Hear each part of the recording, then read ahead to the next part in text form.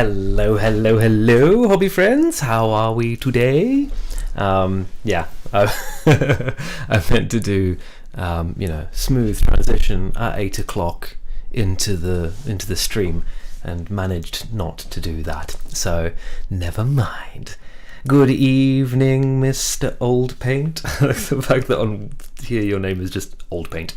How are we all? Are we good? Are we well? Are we having a lovely summertime? I'm in London, as I'm sure most of you know, and the weather's been all right. Actually, it's been quite nice recently. A little bit rainy today, but it's been pretty good. I got in my completely unrelated Chaos pre-orders today, so I don't know if anyone else is into that kind of stuff. Let me know if you are. But this is, of course, the our Eldar Webway weekend, Eldar specific stream. So if we talk about things that aren't Eldar, we have to sit on the naughty step. Yes. So my only other news, really, I think, is this little fella. Look at that. It's my pointing finger. Oh, what am I doing? It's not. We haven't even started, and it's already gone crazy. I'm working on a. Shall I swap? I'm going to swap over already to the desk cam. Let's go. Let's do it. I'm working on a.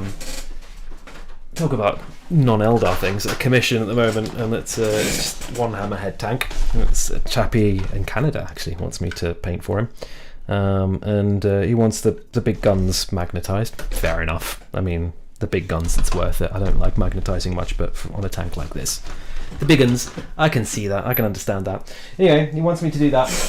So I was doing that, and then I was working with my knife to try and gouge something out, and as I was doing it, I was like, this is such a stupid way of doing this. I'm definitely going to hurt myself doing this. And I was literally thinking that for about like a minute and a half or something whilst I was doing it, and I absolutely hacked open my finger, and then we don't have any plaster. This was actually yesterday, so I probably should have brought some plasters today, but I didn't.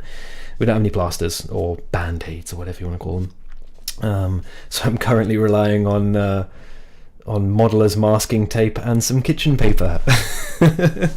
Keeping it classy for our Eldar. How'd you like that? So hopefully you guys are safer than me. You should always be safe with knives, and not hack yourself open. It's really weird. If we're feeling feisty later, I might change the dressing, quote unquote, and you can see it's really weird. It's all swollen up, and I mean, not in a bad way. It's just healing. But I was looking at my finger earlier, and I thought, that looks like my dad's fingers. My dad's got big fat fingers. No, he hasn't. They're not fat. You know what I mean? He's got sausage fingers.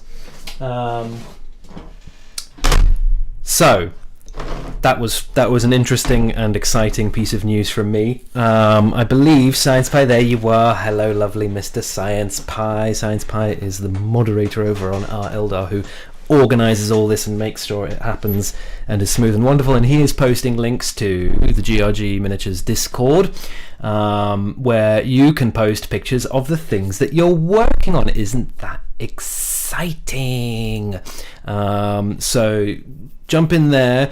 I'm not sure. I don't quite remember how Discord links and stuff work. So it might just take you to the general page on GRG Miniatures.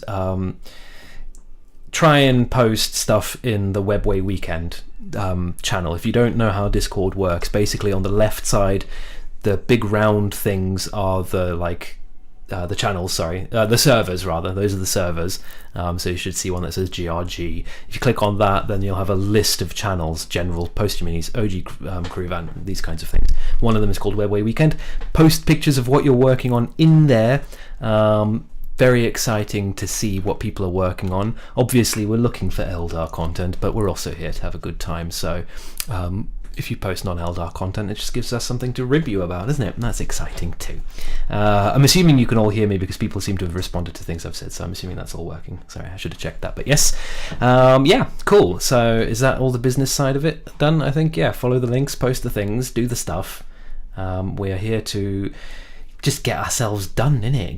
Get stuff painted. I was talking to my friend James, who people will have heard his name before if they've been on the stream before.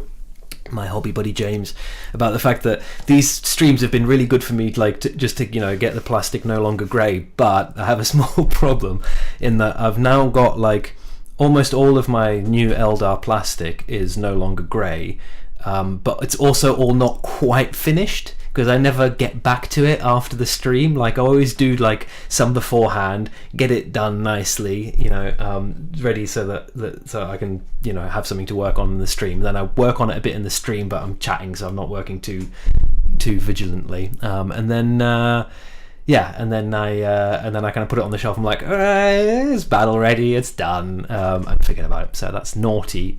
We might have a stream later on in the year, which is just me trying to finish everything that I've not quite finished. That might be the theme of one of them. But we still have a little bit of grey plastic. I think I haven't done my Rangers and I haven't done my Morgan Ra. Speaking of which, what are we working on today? Well,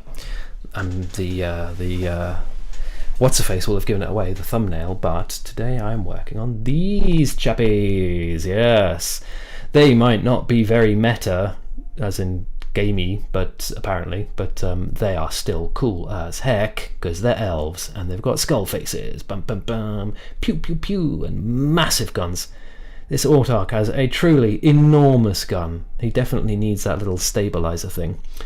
So I'll talk you through this quickly, because why not? This is, obviously what's face, that guy, Dark Reaper. This is the Axarch. I've got all the other guys as well, obviously lined up, ready to go. He's the furthest along. So if I can get all of these guys close to the stage that he's at today, then I'll be pretty happy, although I do kind of want to work on the metallics too. Anyway, we'll see how far we get. We've got a few hours. Oh, there's another bit of business. We sort of planned to go to 10:30 BST, British summertime. If think people are jolly and I'm not oozing brain out of my ear, we can push to like 11 or whatever, but yeah, roughly 10:30 or so. Anyway, so yeah, these guys are pretty simple. It's just a black base coat and then some purple highlights with the airbrush, and the only thing that's a little bit tricksy in these guys, it's all just acrylics, kind of just like regular painting. There's no like tricks with oils or any of like speed painting stuff going on there. It's all just acrylics. But I'm just trying to make the color theory work for me. It's a bit hard to see because he's what's facing out. Let me see if I can do this. Where is that? Come here, you, and go down. Has that got darker? Yes, there we go. And then make that dark again, otherwise my phone will overheat. Okay, so you can sort of see that the scully bits are kind of greeny. I find bone. I've mentioned this in a recent video. I really love painting bone. It's a really forgiving thing to paint because you can be quite textured and rough with it, and I feel like you can use basically any color as the base coat for bones. So the shadows on these ones are green because that's kind of complementary to the purpliness of the robes and the armor and stuff. And then I wasn't quite sure what I was going to do with the weapons, so I tested it out on this guy, and I'm happy enough with that. It's kind of vaporwave aesthetic by going with this sort of, what is it, it's like turquoisey, cyany, aqua sort of dark color on those weapons. So yeah, that's it. A little bit of a little pouch there. Don't know what he keeps in his pouch. What does he keep in his pouch? Answers in the comments. That'll be exciting, won't it? What did Dire Avengers keep in their little pouches? A little snack, maybe? Halfway through the battle you get peckish. Yeah, cool. And we'll probably talk about the nerfs later, won't we? But we'll get to that later, shall we? Let's have a little look at what you guys are talking about. Yeah, Science Pie is excited for the... yeah, I'm super excited as well. I'm actually going to be able to play my Word Bearers Force. That's going to be lovely. I played 2 games with them and I'm like, nah, this isn't fun. I mean, like, before with the old codex, is like, A, the rules are everywhere, so I have no idea what anything actually does or whether I'm playing this force correctly or not. And B, they're rubbish. So why would I play with this army? So hopefully it'll be good. I mean, I'm sure it'll be good. Yeah, it'll be fun. It'll be fun to play with an army that at least matches other armies, hopefully. Evening.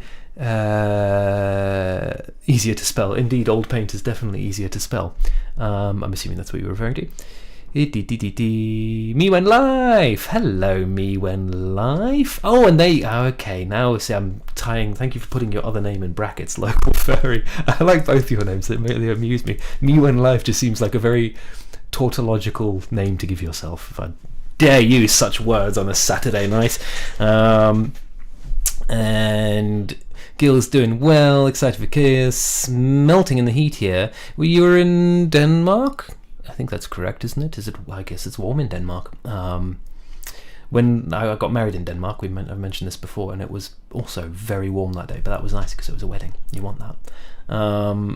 Yeah, I'm suffering with my wet palette. I closed my window actually to see if that helps a little bit, because the window's like directly behind my screen here. So I think the breeze was like drying up my wet palette, and it was a complete pain in the backside. So we'll see tonight if that makes things better. You can hear me. This is all good. Pro tip: steal dressing and medical supplies from first aid kits at work. They legally have to keep them restocked.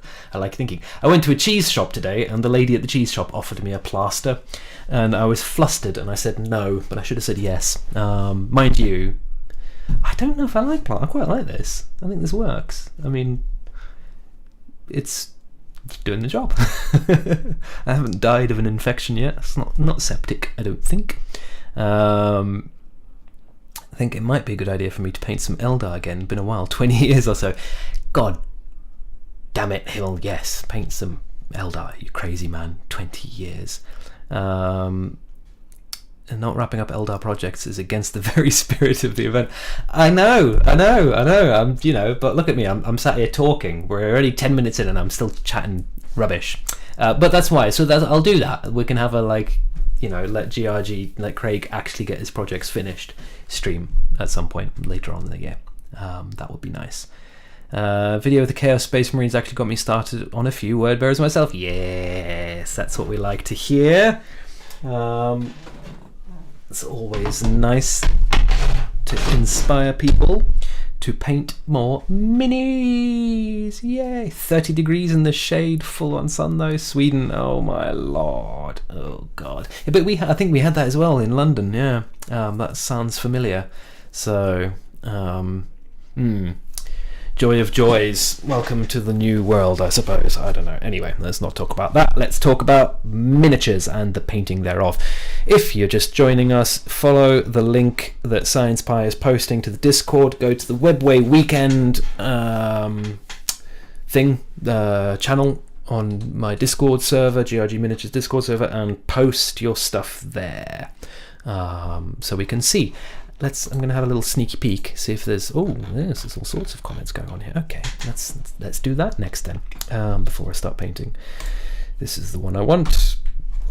Zub. So you just saw these. There's a bad photo of them. It's a really bad photo actually. After I posted it, I was like, ooh, that's ugly. Anyway, that's what I'm painting today.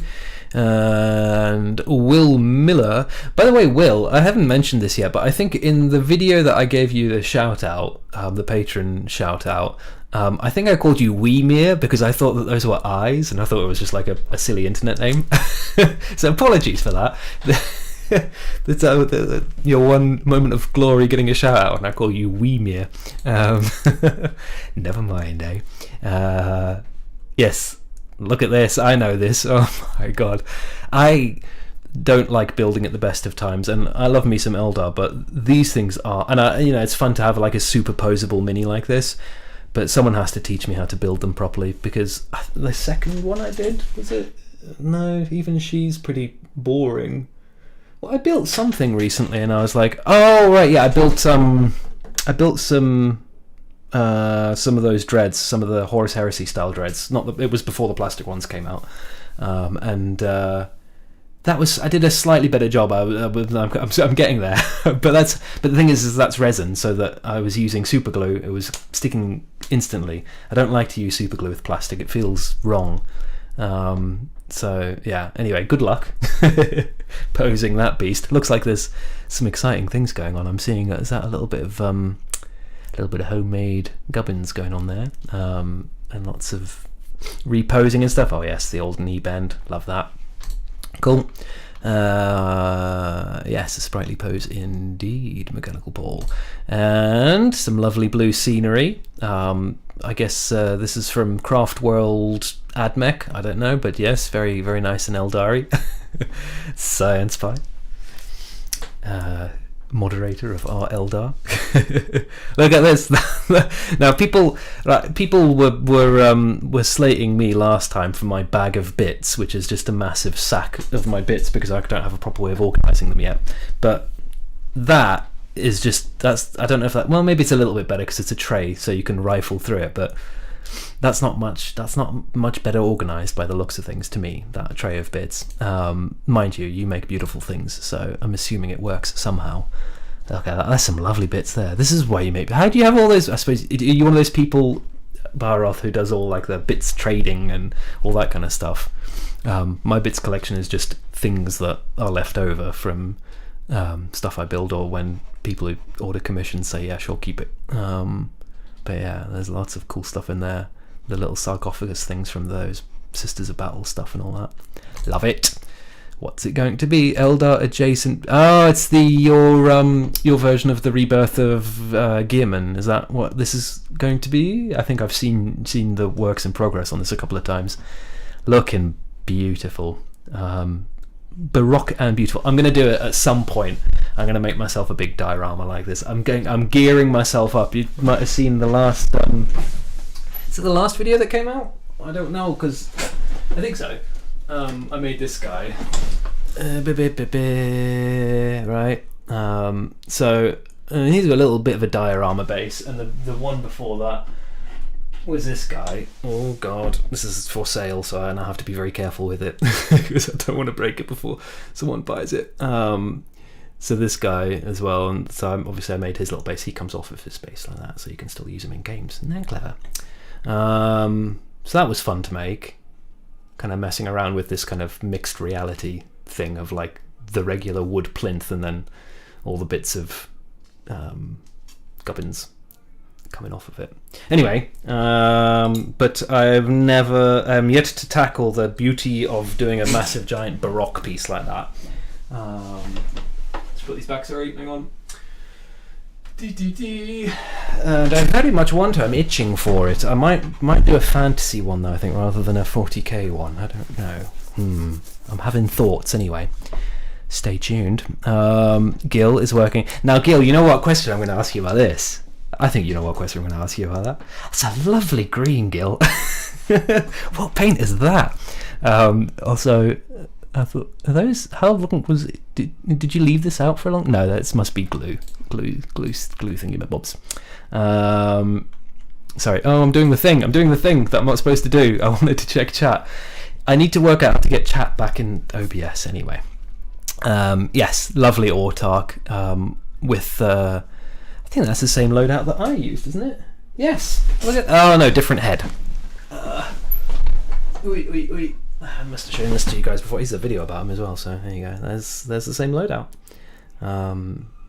Cut. This was so much fun to paint this one. I'm gonna do this for a commission soon. Someone who might be lurking in the chat right now, in fact. Not this model, but this scheme. I'm really looking forward to doing it again because it was a super fun process to paint this. There's a video if you're interested. I'm not trying to shill my own stuff, but if you look at that and you go, then there is instructions online. It's quite fun. It's building up like loads of different colours to get to bone rather than just painting it a bone colour. Yes, but yes, nice loadout, nice mini, lovely green. You have to tell me what that green is, Gil. Yes. Post on the other channel, What a Rebel. Okay, I'll go check that in a second. What the heckaroonie is this? I've never seen any Eldar model that looks like that. Who are you? It's Himmel. Okay. Still not working. Have Kill Team box open soon. Alright, well, we'll forgive you for this wonderful monstrosity. That is absolutely disgusting.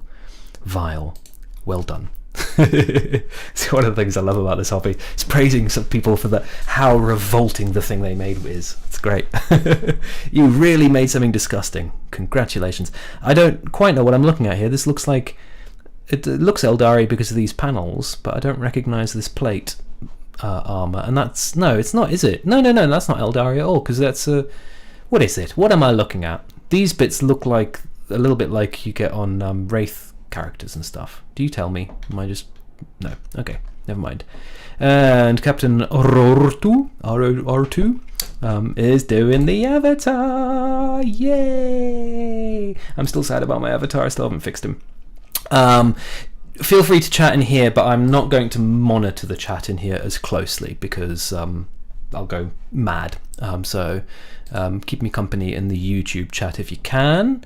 And this is also not Eldar. So you posted it in the right place, I guess. Lovely though. Lovely little Sister of Battle business going on there. Bit of red and green, nice, but you've managed to not make it feel too appley. I don't know why. Does anyone else feel that red and green combos make them think of apples? This doesn't, that's what I'm saying, but anyway.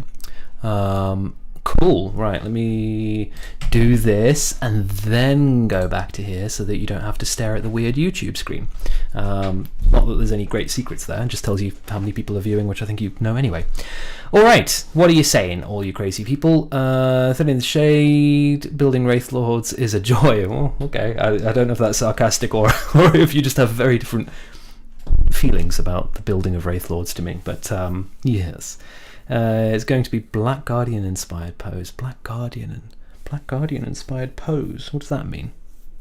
I don't know if I understand. Started with some Havocs. Nice. Feel free to buy me more Eldar to paint. We have to put a little kitty together for Science Pie. Lots of swooping hawks. Yay! Moving house to make more room for bits. Oh yes. Oh yeah, you are moving. I think I saw that on Instagram. Congratulations. Hopefully I won't be too far behind you in the moving business, but stay tuned for that. And that will mean new hobby space and stuff. Very exciting, but we'll see. Beep beep beep beep beep. Yes, thank you. Yeah, thank you. Like I said, I do a little bit of writing. I've got a short story that I kind of want to make a diorama out of, but I don't know how to find and source specific bits. Do you know what I mean? Like, it's one thing to have just like a big pile of stuff and be like, ooh, this here and that here, but I've got quite a specific image because it's from a story of like what the characters should look like, and I don't quite know how to go about. I mean, obviously just like look through the GW site, but then after that it's like there's like a million miniature companies out there. How do I find the one that's making the thing that I need? And I don't have a 3D printer, so I can't do that, which is a bit annoying.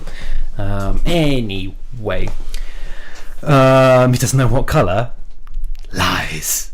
Surely it's the colour that we always talk about. Am I going crazy? Butterphobia from Deep Madness. What are we talking about? It's very scary. Butterphobia, I don't know that one anyway.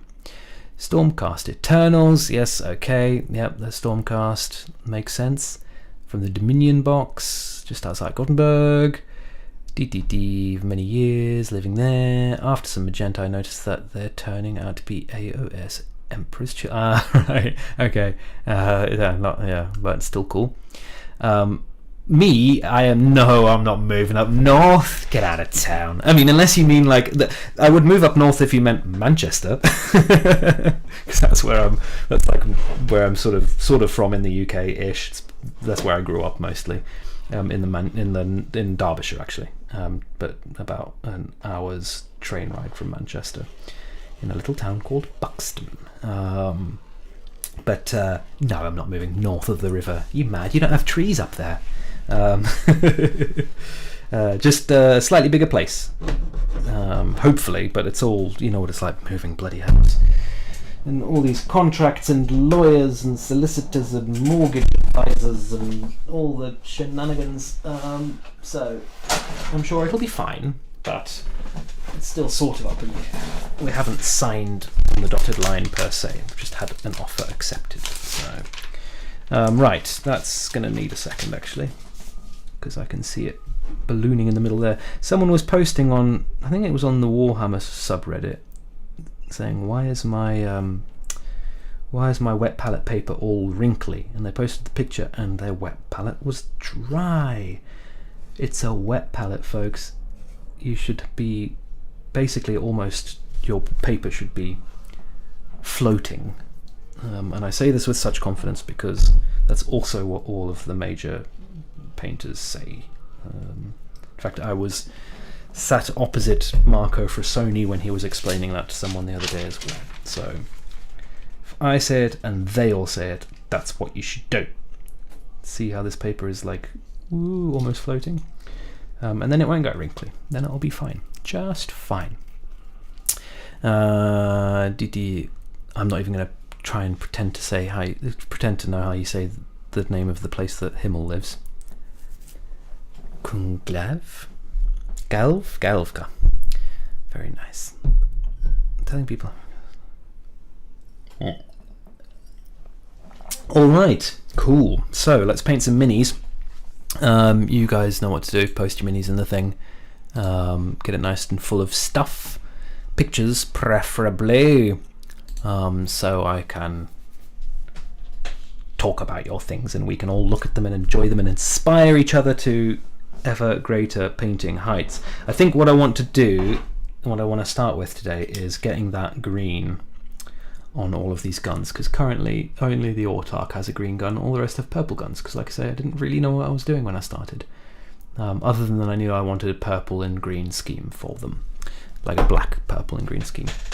So for that I've been using, for no particular reason, my Chimera paints. Beep, beep, beep, beep, beep, beep, beep, beep. Were we using Chimera last time? I can't remember. What were we doing last time? No, we were doing oils last time, weren't we? Because it was the doohickeys, the shining spears. So I want these two to start with. We'll talk through that in a second, if you like. What? Dear me. Definitely need new hobby space. Things are falling apart. It's alright, I just knocked a box over. It's not too serious. So I've got some Chimera blue and some Chimera green here. This is the Phthalo blue green shade. There's a Phthalo blue red shade as well, and Phthalo green. Confusingly enough, I suppose. What is this Phthalo stuff anyway? I need to look that up. I'm curious. I mean, I understand it's a pigment, but where is it from? I know where umber is from. It's just dirt, basically, but special kind of dirt. What is phthalo? You also see phthalocyanine. I don't know if phthalo is just short for phthalocyanine or if that's a different thing. Who knows? It's a mystery. Nobody knows. That might be an exaggeration. I think probably some people know. Probably the people that make it know what it is. Right, or harvest it, or do whatever they need to do. So, painty. The reason I got this green and blue on my thing here is because I want to paint it both blue and green. A mixture of those two colours. Alright, just a half and half mix there to give myself a greeny blue as the base. Mixy, that's a bit thick. See, you've got to be careful with these Chimera paints. They come out the thing pretty thick, which is good. I'd rather have a paint that's thick and get to water it down myself than have a paint that's too thin, because there's not much you can do with that. But it just does mean you've got to be a little bit careful with your first coat. Make sure you don't go too heavy-handed with it. And look, Chimera colours are so nice. If you're a painterly type of person, like you enjoy painting, and you enjoy like challenging yourself and all that kind of stuff, I really strongly advise to pick up a box, because they're just gorgeous to work with. I tell you, they are gorgeous to work with. They're not. There are some I haven't tried. Like I know that. I mean, for example, like Marco Frassoni did a live stream the other day, and he was talking about the Liquitex acrylic gouache, they're calling them, gouache rather, and apparently those are pretty cool as well. But these feel like they're still like in the realm of mini paint. Those are like artists' paints, so I think that it's not really any different, but just somehow the barrier to entry is probably a bit higher for some people. But at least Chimera is a mini company, so it's kind of in your on your radar, as it were. So in that sense, kind of low barrier to entry, and if it gets you into colour mixing and exploring your artistic feelings a little more, I think that's a good thing. Because as I discussed with some friends on Patreon recently, for colour mixing, you really want the purest pigments you can get, as in not mixed in the bottle. And that's what you get with all hobby paints, is that they'll be adulterated. No, they won't be adulterated, but they'll be like pre-mixed, like lots of different pigments, and that means that it's quite difficult to predict what's going to happen when you mix it on your palette. Whereas these are all single pigment paints, so you know, you can pretty much say, oh, if I mix blue with green, it's going to give me a greenish blue or a bluish green, depending on how much I mix of each, my ratios. What's he talking about? Nobody knows. He's just banging on about paints all the bloody time. We're here to talk about Eldar. So what's wrong with the Dark Reapers? What happened? Why did they suddenly go from very good comparatively in the weaker codex? They were very good, and then all of a sudden they became no one's favourite thing, even though they got new models, and everyone always says GW gives the new models better rules. So I don't know, because I never used them before because they didn't have new models, and I didn't want to buy the old ones, and I didn't find any third-party ones that I liked. Ooh, nearly painted his face green then. So I don't really know what changed. I haven't used them in a game yet, because I still have only played that one game that I talked about last time, where I slaughtered them, the Blood Angels. But yeah, I'd be interested to know why they're not hot stuff anymore. Did they just get sort of amorphously a bit crap? That happens sometimes, doesn't it? Okay, it's got a green base coat on them. Halfords all the way. Yes, everyone likes the Halfords. They did dry palette. Nah. Yeah, my mate James always uses a dry palette too, and I'm always extolling the virtues of using a wet palette. But if you're not into it, you're not into it, are you? You've got to paint the way you like to paint. How's that for some affirmative live stream chat? TTD, lived all there, pale Halfords. Don't know exactly what we did, but I definitely remember we were doing something. Yes, Marco knows. Cute doggy. What are we talking about? I don't know what's going on anymore. They no longer always hit on ballistic skill 3. Ah, right. Yes, that's right. That's what they had, right? They had like no matter what, they will hit. Oh, okay. I haven't even looked at their rules in the new codex, to be entirely honest, because I haven't played with them yet. So maybe that's something we can do later. We've been doing story time relatively regularly in the streams recently, so why not?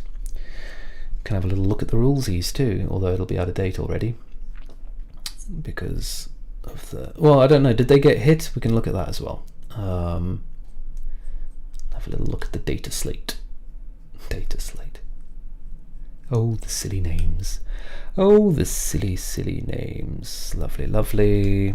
And can now only be taken in units of 5. Oh, it's a good thing I didn't. Well, I mean, I could take 2 units, but when I bought them, I remember hearing people talk when the leaks came out. People were bemoaning the nerfing of their beloved Dark Reapers, and so when I was buying like new stuff when it came out, when I was pre-ordering like a madman, I was like, well, I'll only get 1 lot of Dark Reapers because they're apparently not very good yet. Oh, at the moment. So just as well. Ooh, my stomach's going for it. Maybe I shouldn't. Oh, am I painting on camera? I don't think I am I? I'm being very naughty. Terrible streamer. Dark Reapers and 3s. Yeah, I mean it is. Yeah, I mean it's pretty crazy. Honestly, pretty good. My army hasn't been impacted by it. Yeah. Okay. Yes. Changes Eldritch Storm. Yeah. Okay. we'll talk about it. Let me do a little bit more painting. Please let me finish the project. And I mean, you guys talk amongst yourselves, but we can actually sit and go through the data slate together, because I gave it a glance, and I gave actually just before I came online here, I gave Auspex Tactics video a quick look-see, just to see what he said. It didn't seem like, I mean, they've been nerfed, but it's not the end of the world. He still seemed convinced that they were going to be a upper mid-tier army, so that's nice. That's nice, isn't it? For people who actually play games, unlike some of us. Cough, cough. Me, cough, cough. Lovely. Okay, it's another one down. I've actually only got 2 more to put this green base coat on, so a little sip of water, because I do a lot of talking in these things. Yes. I'm going to run out of water pretty quickly. There we go. It's not really... Yeah, I struggle with camera angles. I'm trying out new stuff in my videos, which is kind of working, but it's just so hard to keep stuff in focus as well, because I move when I paint. I don't know, you see some painters, and I mean, I don't know, maybe they just edit it so it looks this way, but it just feels like they like sit like this and paint like this for the whole time that they paint. I don't think I could do that. I can paint like this for a while, but then I'm going to move at some point.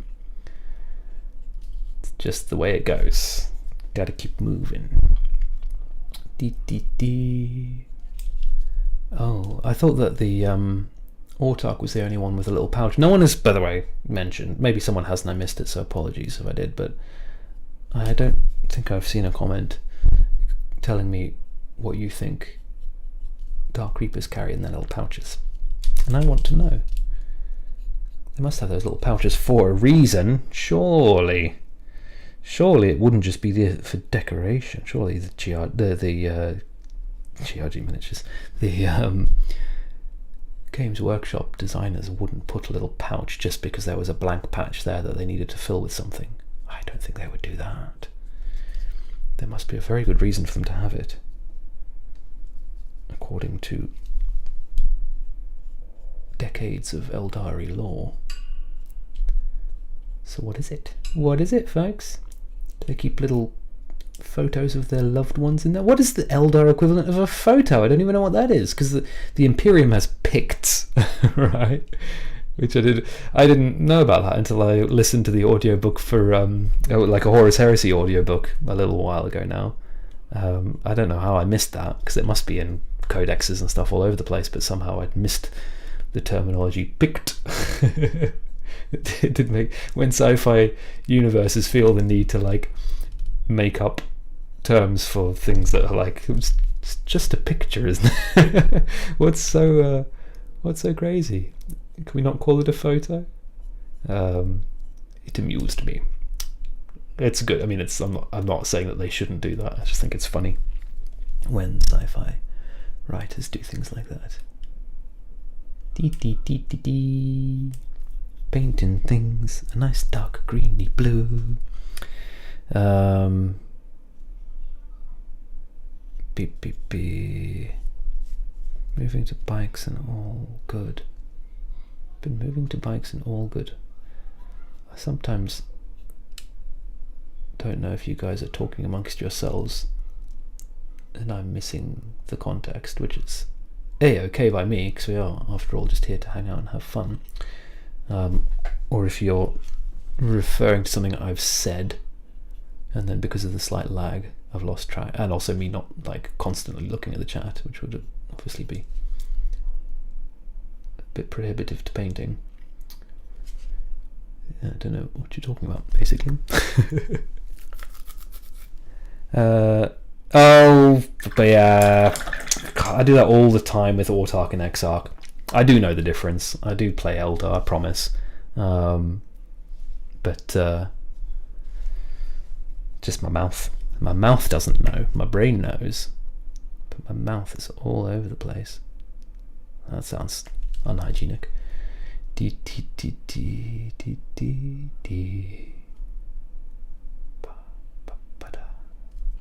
Alright. Painting little soldier men. I've only got one more to do green. Let's paint him a nice colour, green. And then we can look at what you people are posting, if anything new, in the Webway thing, and then maybe we can have a little look at that data slate and see what the heckarooni's going on with these new rules. There's one in there particular that I was like, what? Don't do that. Surely there are better ways of hurting the elves than that, but we'll see. Bum bum bum buddy. So, not so affected by the data slate because you mostly do bikes. Gotcha, gotcha, gotcha. Yes, Ulthway bikes. I ran Ulthway bikes a lot with the last codex. I mean, I say a lot, like I played a lot, but you know what I mean. Like when I built lists, it was very bike heavy. Usually. It does seem like a particularly elven thing to do, an Eldari thing to do, even if you're not same hand. Speedy, a little bit glass spear, glass cannon. Pack a punch, move around. That's the way we like our elves. But what was my list when I played last time? It was it was the fire dragons that were doing they did a lot of the heavy lifting. Fire dragons and banshees in transports, both the falcon and a wave serpent, and they kicked butt. Even the banshees, that was glorious. I'm not gonna lie, that pleased me greatly when the banshees actually did something for the first time since I've owned them. I was a happy boy. It's just nice when the toys work. Okay, he's also green. Look at that, whizzing through my base coats. Oh no, got a big green blob on his knee. Clear that up. Lovely. Okay, groovy fish. So you probably won't be able to see that very well on the camera. No, it washes it out completely. But it is a nice deep dark colour. We're going to bring it up with lots of highlights shortly, but it was fun.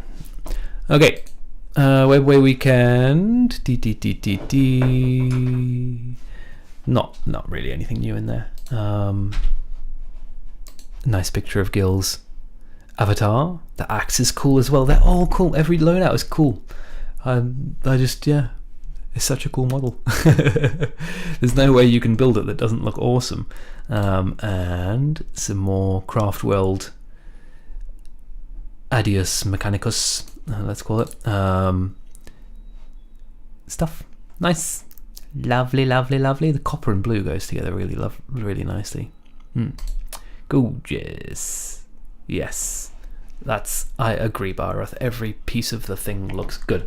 Right, let me just do this quickly whilst I do this quickly. Control, no, that's not working. What's selected? This, go here. Should have brought this up before. I was very organized in the first the first few of these, and then it's all fallen apart in terms of organization, so apologies for that. What I'm doing right now is looking for the data slate, and somehow Warhammer Community has already managed to bury it in 1,000 other articles. Oh no, that's Kill Team. Warhammer 40,000. Oh, there it is, balanced data slate. Okay, there we go. Open it up. Scroll to the elves page. Where are your elves? Necrons, Harlequins, Death Guard, Orcs. What? Why is there only 4 pages? There's more than 4 pages. Isn't there more than 4 pages? Astromatarm, Drukari, Custodes, Assyriani. There we go. Alright, so We can look at the Harlequins and stuff as well, I guess. That is elves. So this is probably going to be a little bit too small for you to read, isn't it? But it's here anyway. So, Hail of Doom Far-Flung Craft World attribute. You cannot select this Far-Flung Craft World attribute if you select another one. Yeah. So that's that thing where Hail of Doom can't be taken with anything else.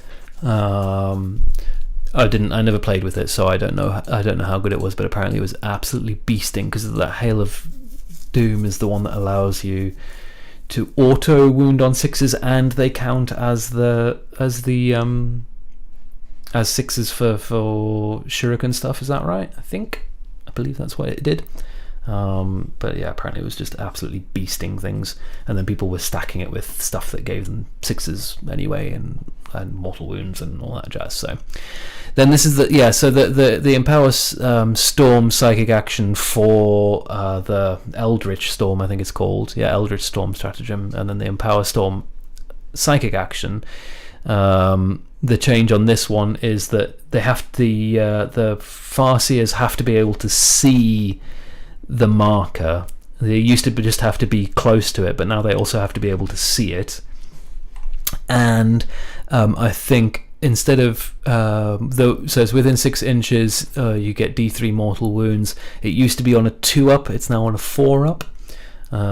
So that seems like quite a big nerf, I think, to me. That seems like, yeah, you would, like 2 to 4 is huge. That's going to be doing a lot fewer mortal wounds. A 2-up, you're guaranteed to hurt something as long as you put the marker like in a relatively sensible position. But on a 4-up, you can very easily. I know well from rolling badly, you can very easily do badly. Sorry, I'm doing the naughty thing again. I should do it whilst I'm doing that. I should just pull it. Nope, not that. No, God, it's all going horribly wrong. You go there. Okay, there you go. I can't see. Yeah, all right. That's working. So now I can see the chat whilst I look at this. Action activate the storm. Now use the action. Yeah, and I've seen Harlequin nerfs. Delicious, so nourishing. Yeah, you hate the Harlequins, don't you? Is that working? Yeah, okay, cool. Change the second sentence of Matchless Agility to read this. Use a stratagem in your shooting phase. After rolling the d6 to determine how far an Assyrian unit from your army moves, when it makes a battle focus move, re-roll that d6. Is that... So it was an auto 6 and it's now a re-roll? Is that right? Is that what's changed there? I don't remember. Matchless Agility. Can I find it? Oh no, it's in the codex as well, isn't it? Someone's just going to tell me in the thing before I even get to it.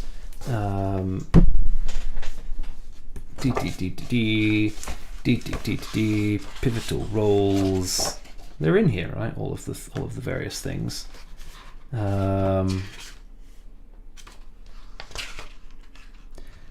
Panoply of the Pirates. No.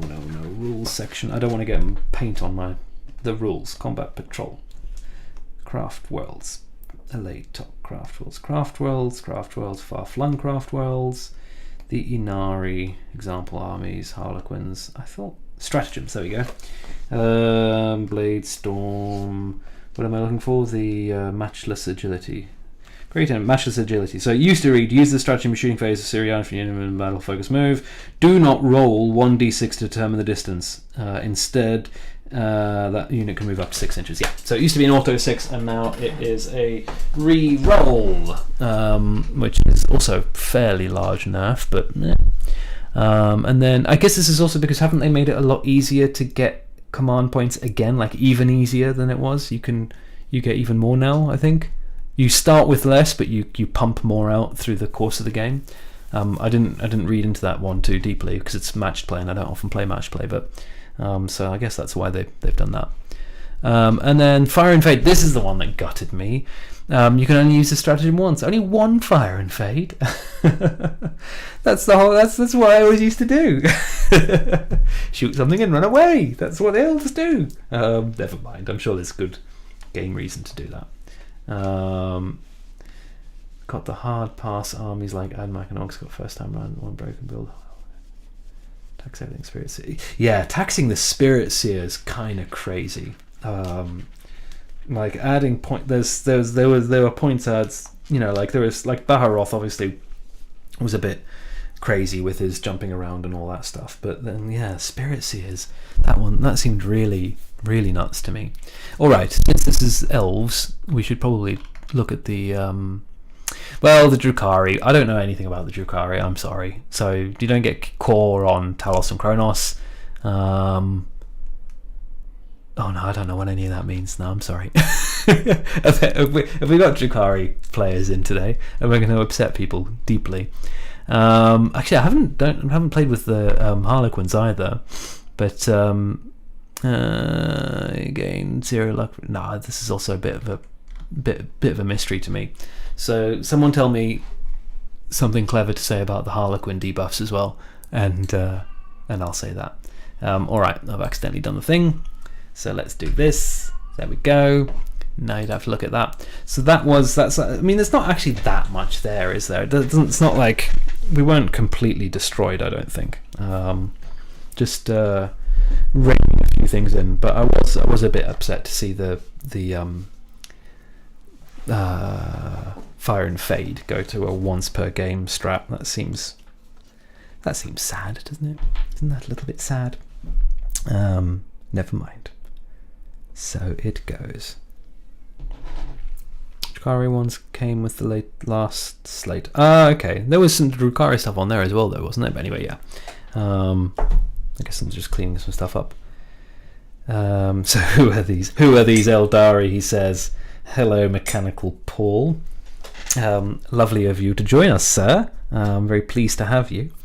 The Eldari, in case you're curious, because you do seem curious, I'll let you know that the Eldari are the best faction in Warhammer 40,000. So there you go. That's basically everything you need to know about them. Yeah, that's it really. They're just the best. Even when they're not necessarily doing well in the meta, they're still the best, because who cares about the meta? They're just the coolest. So there you go. Everything you need to know about the Eldari by GRG Miniatures. 1,000 Suns did well with the points balance. I think they needed it, didn't they? This is very bright. That's quite a lot brighter than that. Weren't the 1,000 Suns in need of a bit of a boost? I don't play the 1,000 Suns, so I wouldn't know, but that's the impression I got. Okay, we are sketching in some highlights, and we are not even caring if it's a big mess, because you can always fix it later if you want to, and sometimes you don't even want to. You just like, that's a big mess, and that's fine. Taking a bit easier than I did on the other guy though, because I think I overdid it a bit on parts of him. Learn as you go. Probably shouldn't have done the now I'm confused because I was calling them by the wrong name earlier. The boss man first. Never mind, I always make that mistake. Yes, Eldari translates to best faction, exactly. For it all, they're not responsible for it all going wrong. That's such a you're saying that on purpose. You're baiting me. You're baiting me into going into my Eldari apologetics again, which is very valid apologetics. But this is, the Emperor of Mankind, like he's not responsible for anyway all sorts of terrible things in the 40k universe. They birthed one Chaos card, and it wasn't even the Craftworlders. It was just the civilization. The Craftworlders are specifically the ones that went away because they could see that things were not going very well for their kin. And that's a fact. That's a stone cold fact.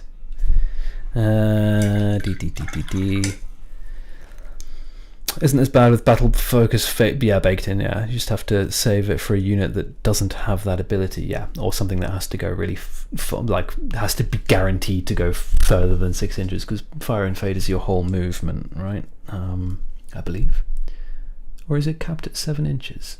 Oh, I can't remember. Well-known Eldari rules expert. GRG miniatures. Yes, yes, yes. Very nice. Looking good, sir. Let's pop you down. So we're batch painting. What else are we saying?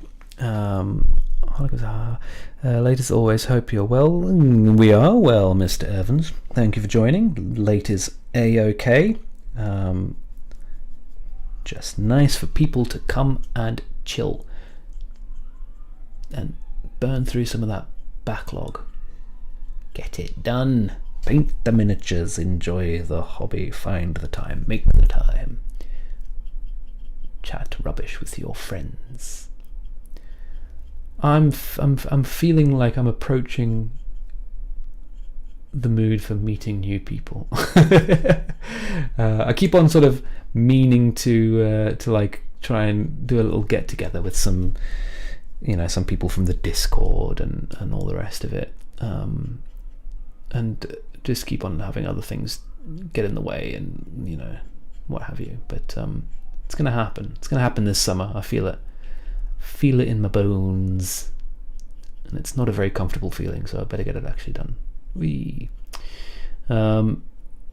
That's all right for that actually.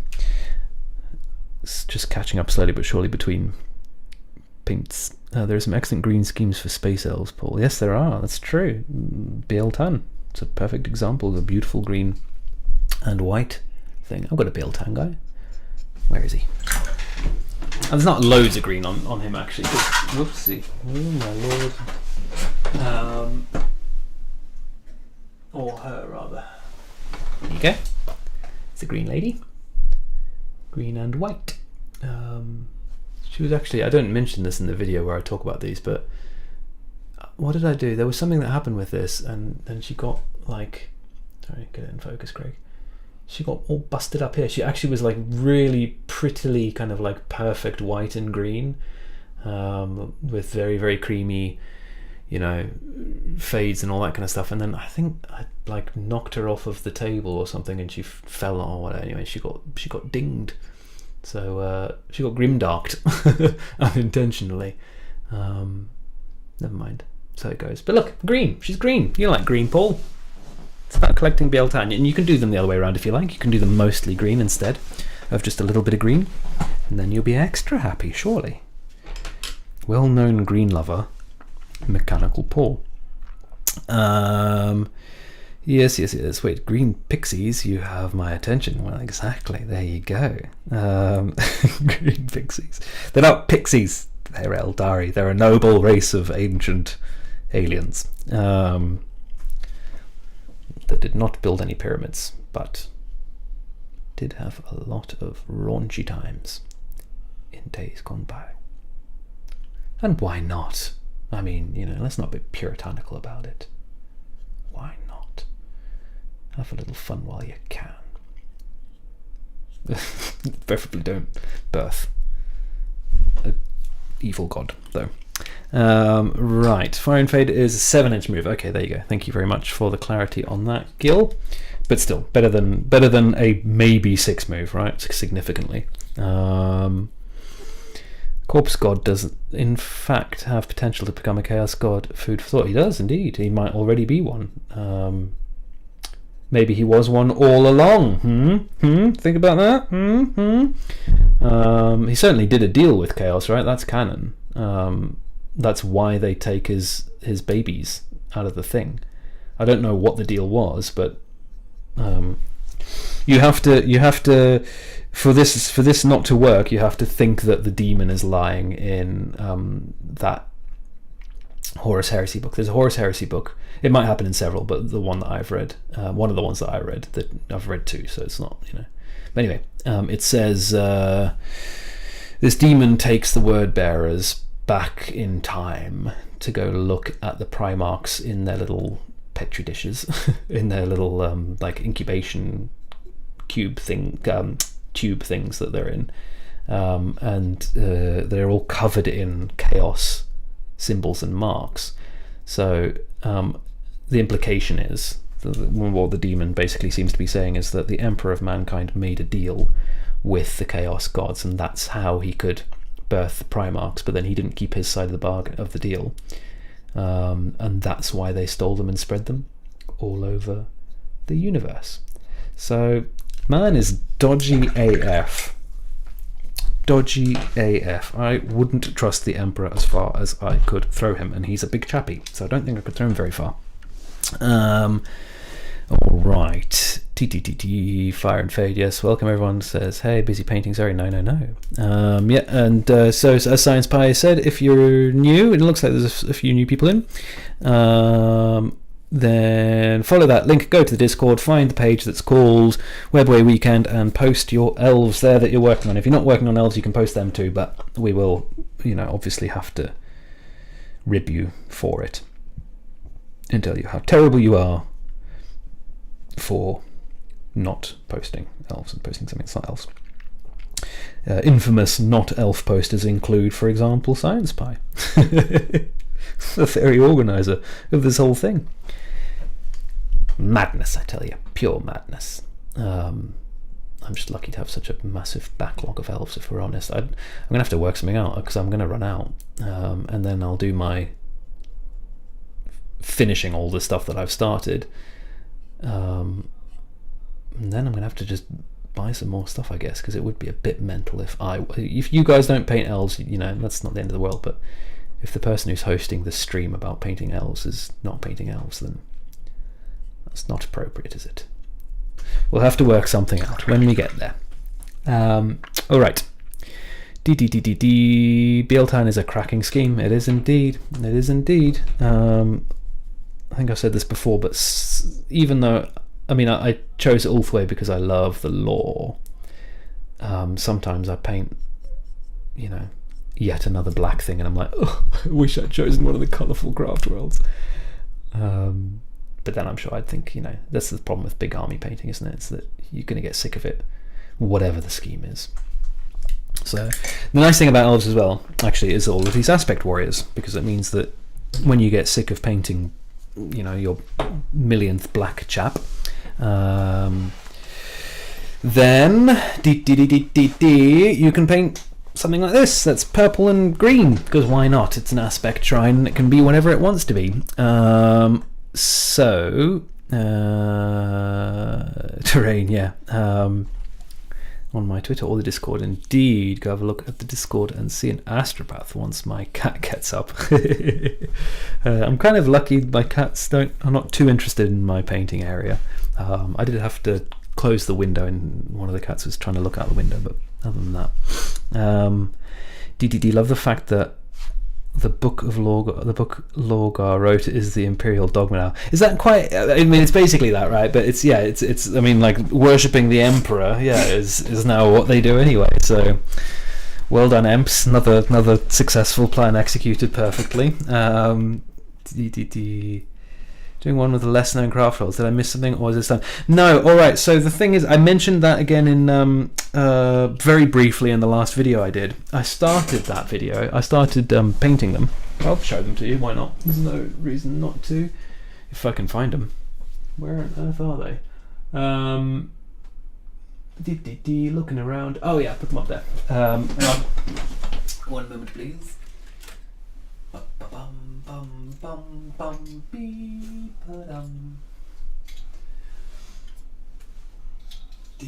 Oh god. Oh, my very, very dodgy shelves. Okay, there we go. I'm back. Hello. Yeah, so I did start painting the lesser craft worlds, and it was going fine, and I was doing the same thing again where I was going to do like a couple of different strategies for batch painting. Don't ask me to remember the names. Don't ask me to remember the names of the lesser craft worlds. I'm sorry, I love the elves, but it's tough sometimes. So this is the one that's red.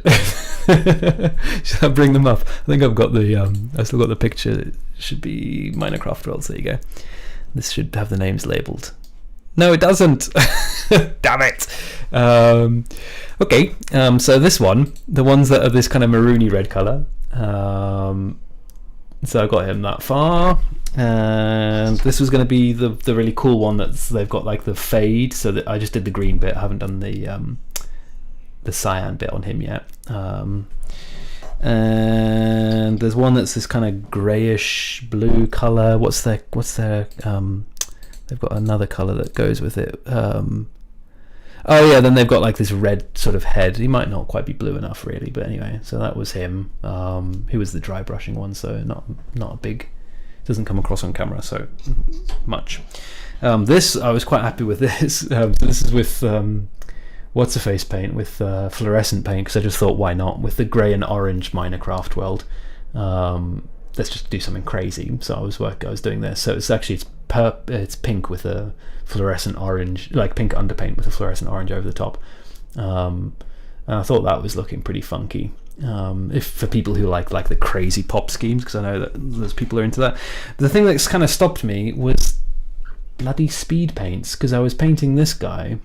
I wasn't particularly happy with him anyway, but I was like, nah, but that's all right. That's a look that you can sell, with a little bit of extra. Sorry, my zoom is all over the place.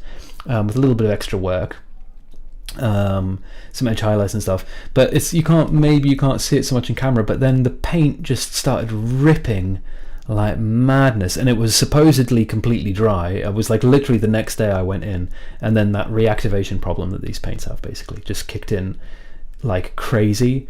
And I've got to make video. I've got to enjoy making the videos, because it's not like I'm not like making $1 million doing them. And this just really took the wind out of my sails. I'm like, I can't.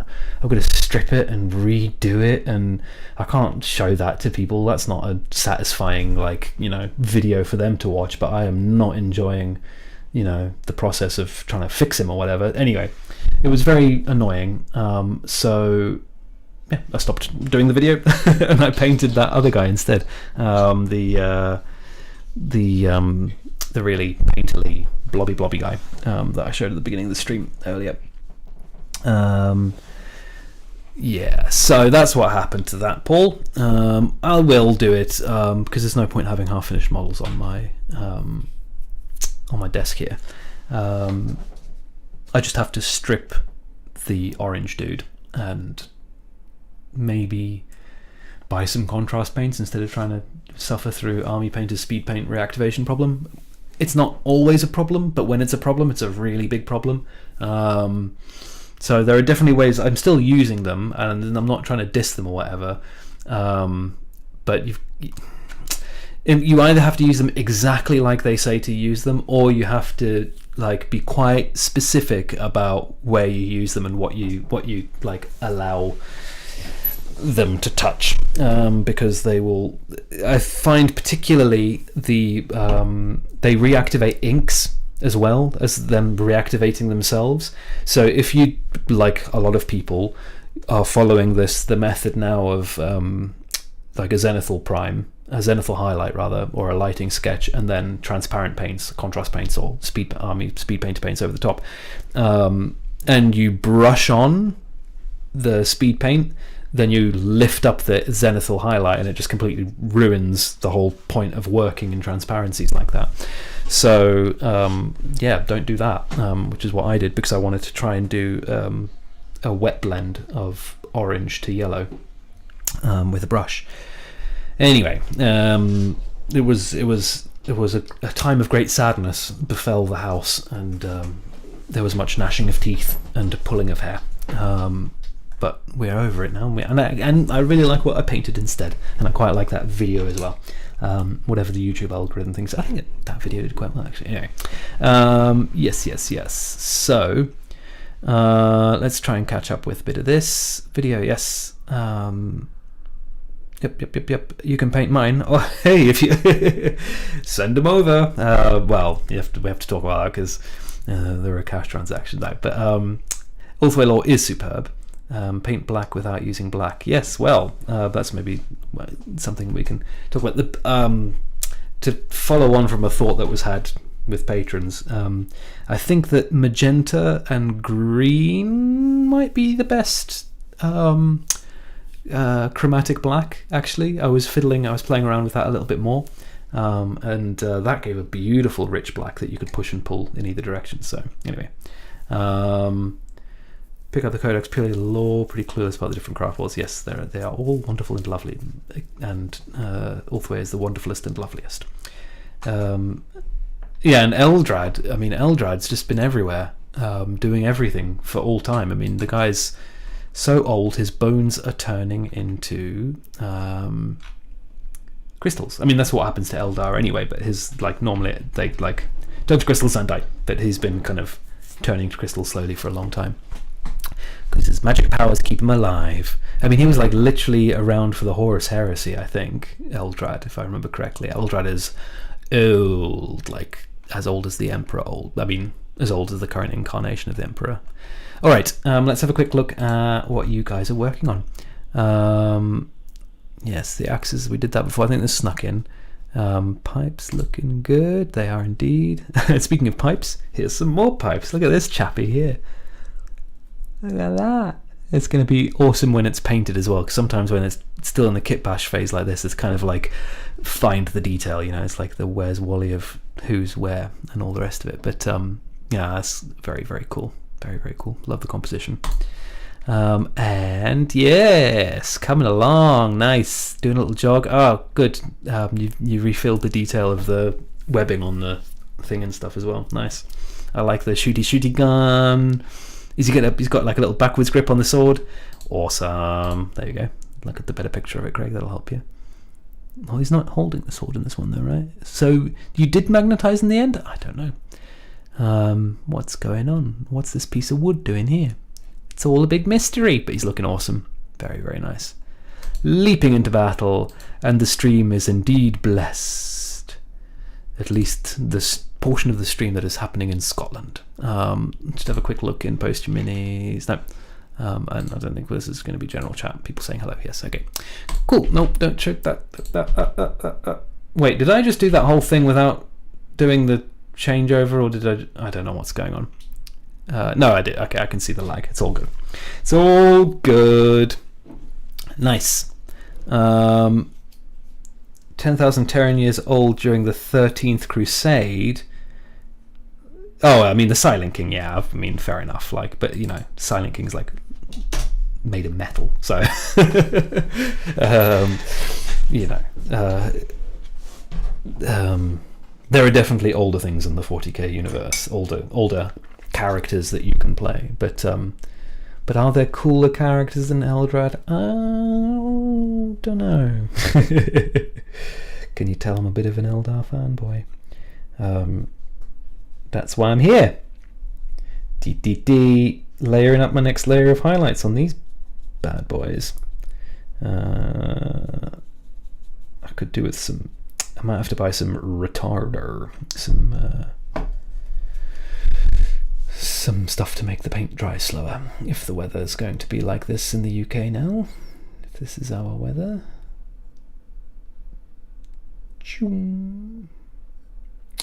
It's a bit annoying when even your wet palette rather, is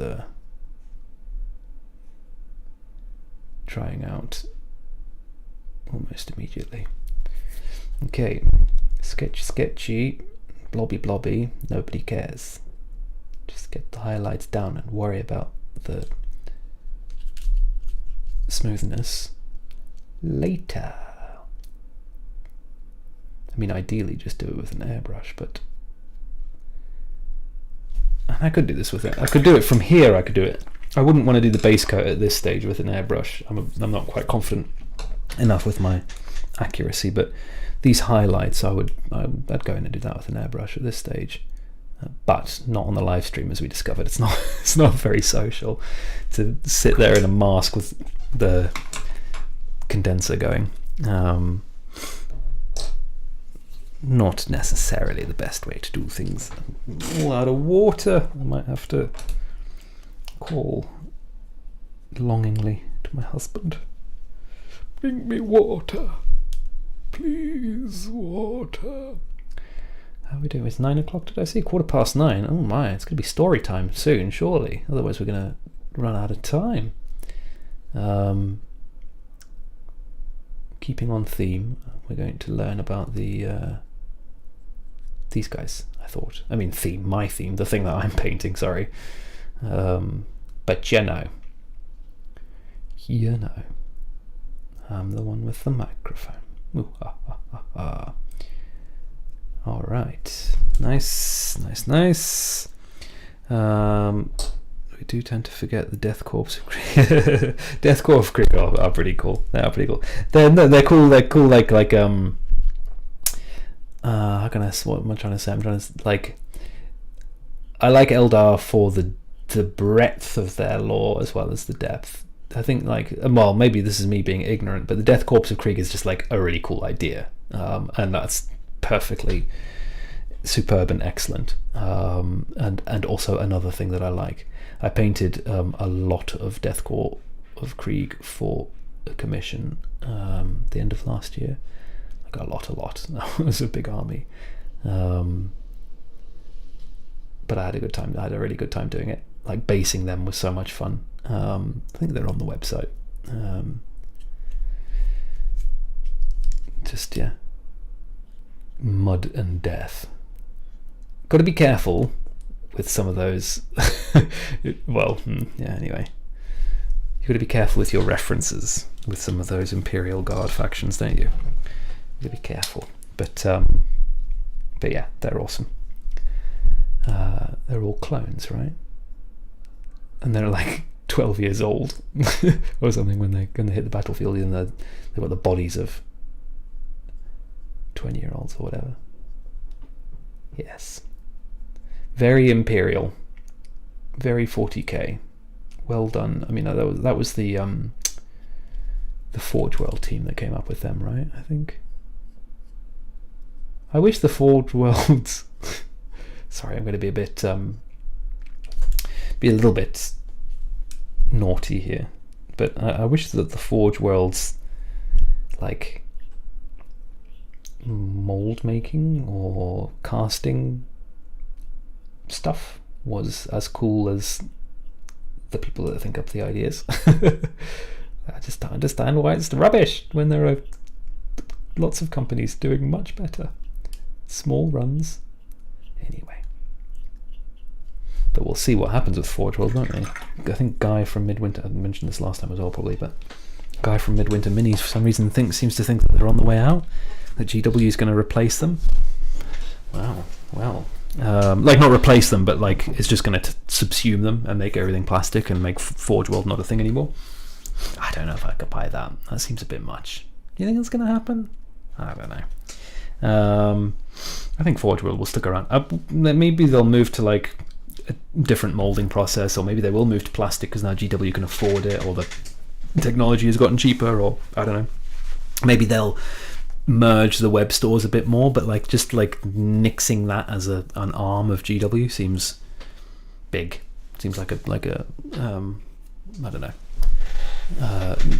Can't imagine them doing it. That's what I'm saying. Is I can't imagine them doing that, but maybe they will. All right. So I've got at least one more layer of highlights to do on that. But should we take a little break quickly? First 5 turn. Yes.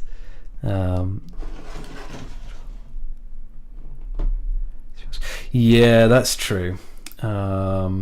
Yeah, unless they were like hedging their bets and waiting to see. But they spent so much money and effort on Heresy to make it into a thing rather than like a niche thing. That I think you're right. I think you might be right, Mr. Pye. I think Forge World will continue in its current state for a little while longer. Should we do old and new? That's more fun, isn't it?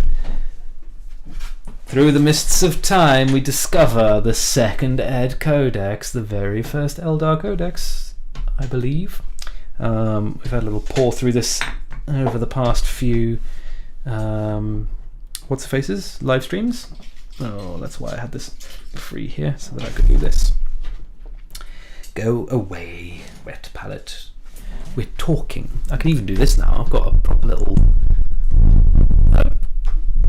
finally fixed my my talkie situation. Is that too loud now? Is that okay? Are we still okay? I'll try and keep my voice down. Shh. We'll have the what's the face? I don't know if I can do this because I can't see past the giant I have. Alright, that'll have to do. So, we're looking for... Also try not to knock everything down. Oh my lord. When I move, I'm going to make the perfect hobby space and streaming space. It's going to be glorious. Striking Scorpions, Howling Banshees, Dire Avengers, Warp Spiders, Dark Reapers. Oh, it's another little one.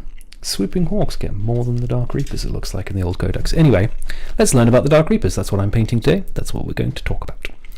The Dark Reapers. The Dark Reapers are the most sinister and the most lethal of the Aspect Warriors. They portray the war god as Destroyer, and their skull-encrusted costume embodies death as the Dark Reaper of Souls. Their aspect armor is black, or a midnight shade of blue, and it incorporates interlocking plates. Because it is so much heavier and more enclosing than the suits of most other aspects, the Dark Reaper's armor offers more protection, but also slows down the wearer. This effect is exacerbated, there you go, by the Dark Reaper's heavy equipment, which includes a long-ranged missile launcher and heavy limb supports, which increase the Eldar's stability when firing. The Dark Reaper's armor also incorporates sensory and range-finding equipment, and the vanes on their helmets form part of this array.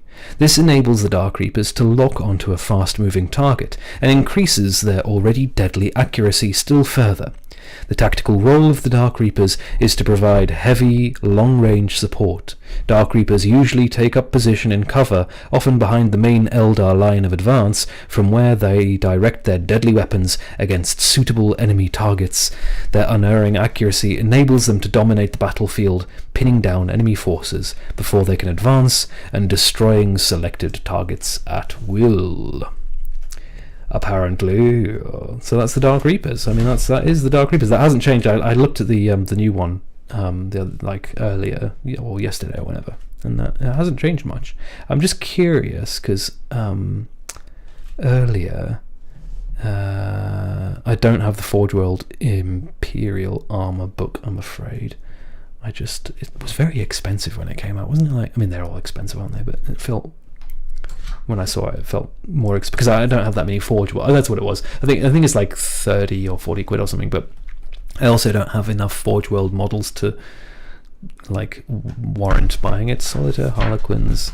I want to find the Dark Reapers. What do you call it? Their Wailing Dooms. No, this is the weapons. Where is it?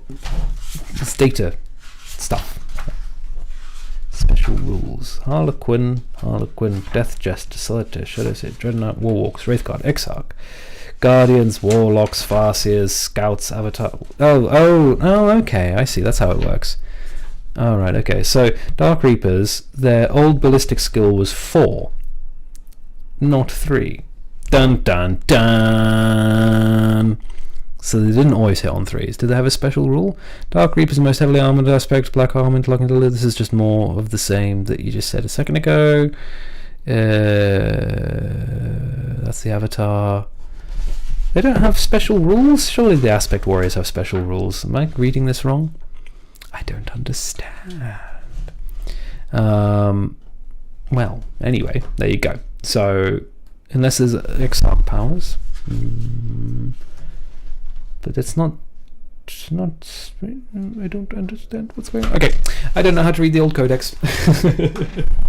Surely the old Aspect Warriors had special rules as well. Surely. Now, I'm knocking my mic a load. Sorry, you're probably getting lots of boom boom boom boom booms. So my apologies for that. I need to work out.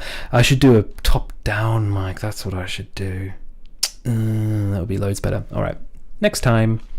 Beep beep beep. There they are, Dark Reapers. And there's the picture that I used as the thumbnail, actually. There you go. So this is basically the same thing. We're going to read it anyway. So the Dark Reapers. The skull-helmed visage of the Dark Reapers is a spine-chilling sight in itself. But to the Eldari it has a symbolism altogether darker than simple death. These Aspect Warriors exemplify the war god as Destroyer, and their formidable war suits echo that of their founder, Morgan Ra. Also known as the Harvester of Souls, this Phoenix Lord is among the most grim and foreboding of all Asuryani. The credo that the kiss of death can be delivered from afar with grace and ruthless efficiency is central to the way of the Reaper. That's quite a long credo. Kind of... Anyway, sorry. Their role is one of long-ranged fire support, and their midnight-coloured armour incorporates a complex set of interlocking plates and powered limb supports that absorb the recoil of their weapons. Advanced helmet-mounted sensor vanes, the funny little ears they have, allow the Dark Reapers to lock onto fast-moving targets, while sophisticated mind link enables them to see from the muzzles of their weapons, improving their accuracy still further. Added together, these capabilities make it all but impossible to evade the Dark Reaper's fire. Much of the punishing training these aspect warriors undertake is dedicated to making the perfect shot. They are expected to display incredible feats of coordination, focus, and balance, giving them an unflinching and obsessive nature. Should Dark Reapers fail in battle, they must atone for it once they return to their shrine. Gosh, they do sound grim, don't they? And then Morgan Ra. We should save Morgan Ra, because Morgan Ra is going to make it onto a live stream at some point, I suspect. But let's learn from now. Let's see. I saw this earlier. Yeah, it's on there. Can you see this guy's name? Let me see if I can get it in there for you. Okay. There you go. Mechanical Paul's setting me straight. Look at this guy's name. How the hell do you say that? Tishriel is... I'm assuming they're going with like a Welsh thing. I mean, that's what I always assume with the way that they're going for like Celtic-y kind of vibe, right? So the W is probably an oo sound, because I think that's what it is in Welsh. So it's Iburieli.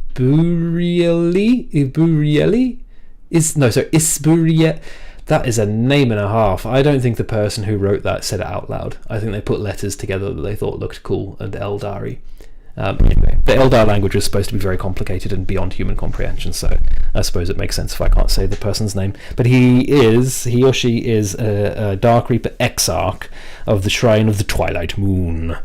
And he says, our rune symbolizes the scythe that harvests the living. We invert the triangular warrior rune, ensuring that what is associated with us is morbidity, merciless intent, and unconventional talent. Okay, yeah, alright, I'll buy it. Our baleful gaze haunts the battlefield from afar, and death blooms wherever our scrutiny falls. No matter the apparent strength, speed, or endurance of our victims, for we always hit on threes. Oh wait, no, not anymore, damn it. Dun dun dun. Cool. Yeah, there you go. So them's the Dark Reapers, what I am painting. Them's the Dark Reapers, what I am painting. That's going back up there. This is going back here a little bit. Boo, boo, boo, boo, boo, boo, boo. I think you can still hear me just fine. So ballistic skill 4 equals 3 up, 5 is 2 up. Oh god, that's so confusing. 3 is 4 up, right? Did you have to put it in that order as well? That made it even worse. Okay, so it's like... Well, yeah. So why was it like that? I don't remember that. I didn't play any games because I was like, however old I was. I was a wee and I just could not get the rules in my head. I might try and find a second ed. Although, no, Horus Heresy is based on 7th ed, right? Like it's a change because I've got that rule book coming soon. But yeah, that's very confusing. It seems. My little however old I was, 9 or whatever year old brain could not handle Warhammer 40,000 rules when I did it as a kid, so I was only really painting and messing around with them. We did a bit of Gorka Morka. Is it not Gorka? Was it called Gorka Morka?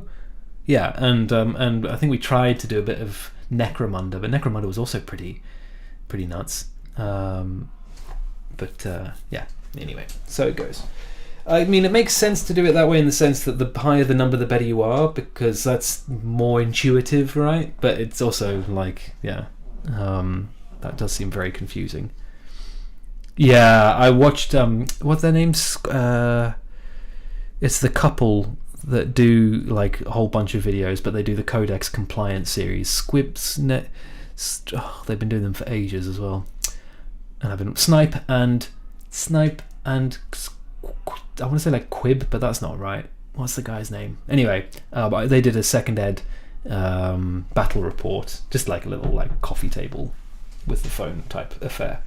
Yeah, the melee portion of that was snipe and wib. There you go. Thank you, wib. I mean, can't blame me for getting that wrong.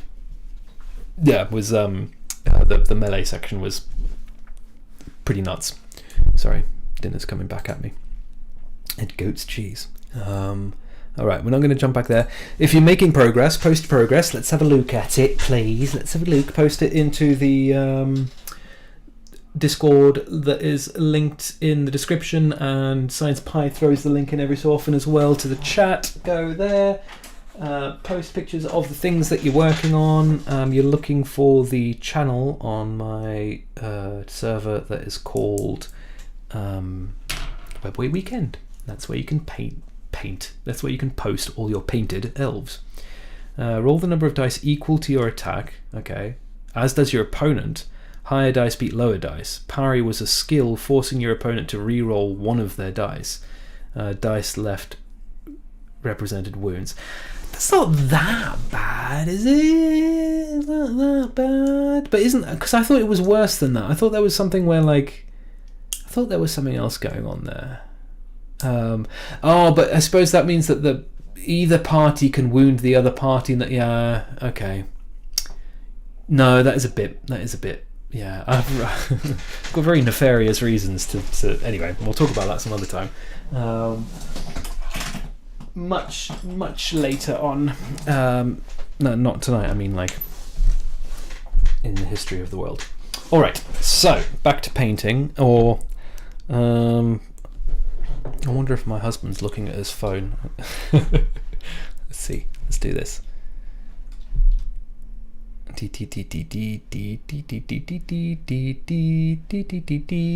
What I'm doing right now, off screen, is I'm opening up the web app version of WhatsApp, so that where is he? There he is. I can send my husband a little message saying, "Can you bring me some water?" Question mark. There you go. We're running a professional operation here, folks. Got staff on call. If they're looking at their phone, which I don't think he is. He doesn't look at his phone much. Maybe. Oh, hang on. I hear movement. Maybe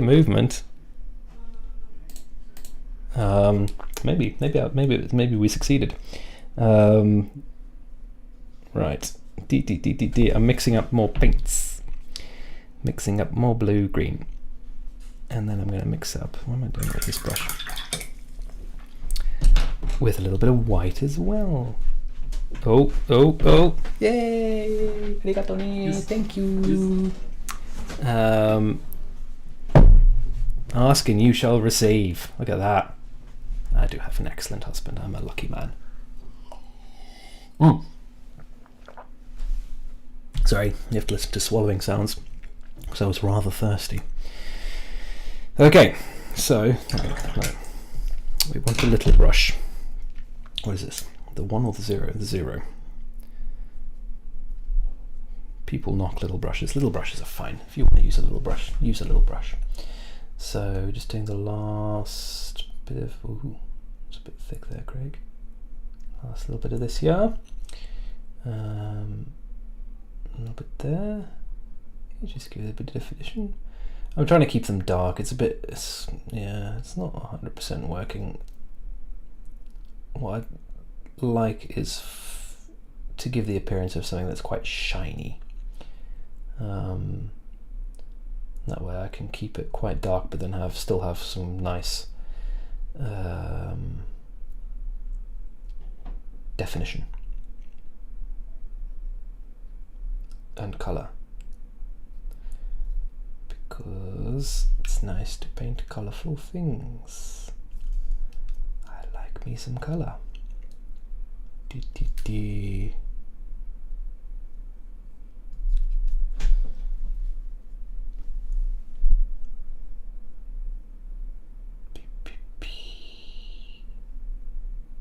Sorry, I'm going into painting mode. Where? Ooh, that was big. Oops. Never mind. Can always fix it later if we want to. Ta-da! He's got a gun. Pew pew pew. He had a gun all along, but now you can see it.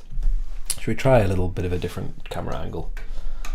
Let's see. Now you can really see behind the scenes. I think you're going to see. Oh, you're not going to. Wait. My hand's going to be up here, so you will have to. There we go.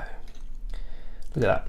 You can see all the mess and the bottom of the screen. Keeping it professional. Keeping it professional. All right. Maybe a little bit higher. There we go. Okay, so pew pew pew. Mr. Man is shooting his gun. And apparently he can see down the muzzle, and apparently that helps him shoot better. And apparently I've missed a whole thing there. Oh, God. Always do this. I was thinking about that as I was reading it. Would that help you shoot better? Like seeing seeing the vision. I mean, of course it does. That's otherwise why would they write it, right? But I was kind of trying to picture that in my head. Me firing a gun and seeing down the muzzle. I mean, I guess it would, wouldn't it? But it feels weird. It also feels weird that they are mind linked to their gun. But it's cool because it's elves. Everything else do is cool. Beverage break over. Back on terrain. Go for it, my friend. Terrain yourself to some clever pun to do with terrains. New heights. There you go. Terrain has heights, right? Beep, beep, beep. Okay, sorry, I'm just filling in an oopsie here because I did not spot that this chap is carrying a little spare. There was a little bit of hoo-ha about these when they first came out. Everyone was like, wait, is that the bit that comes off when they shoot it? Which would look very funny. But no, I think Big Man himself, what's it called? Jez Goodwin confirmed that the stuff that they shoot comes out of these gaps. The little like rockety things come out of the gaps on the side. Apparently.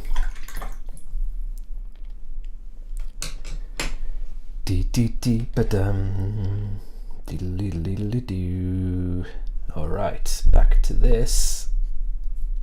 We're gonna go have a look at the Discord server in a second, so post your progress. Post your progress, people. Make it beautiful. Let's have a look at them elves and maybe a couple of things that aren't elves. All right.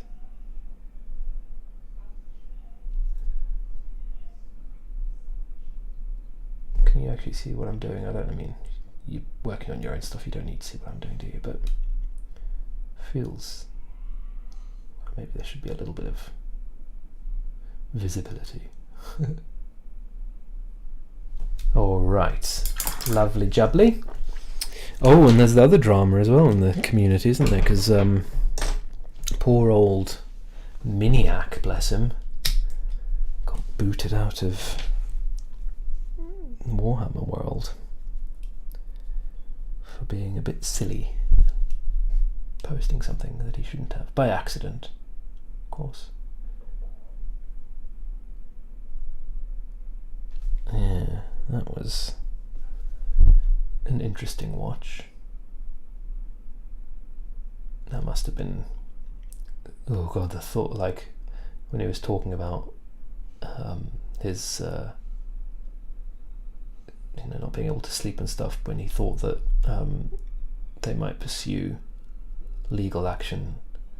I haven't been in that position before, but I can imagine that that must have been a very unpleasant evening.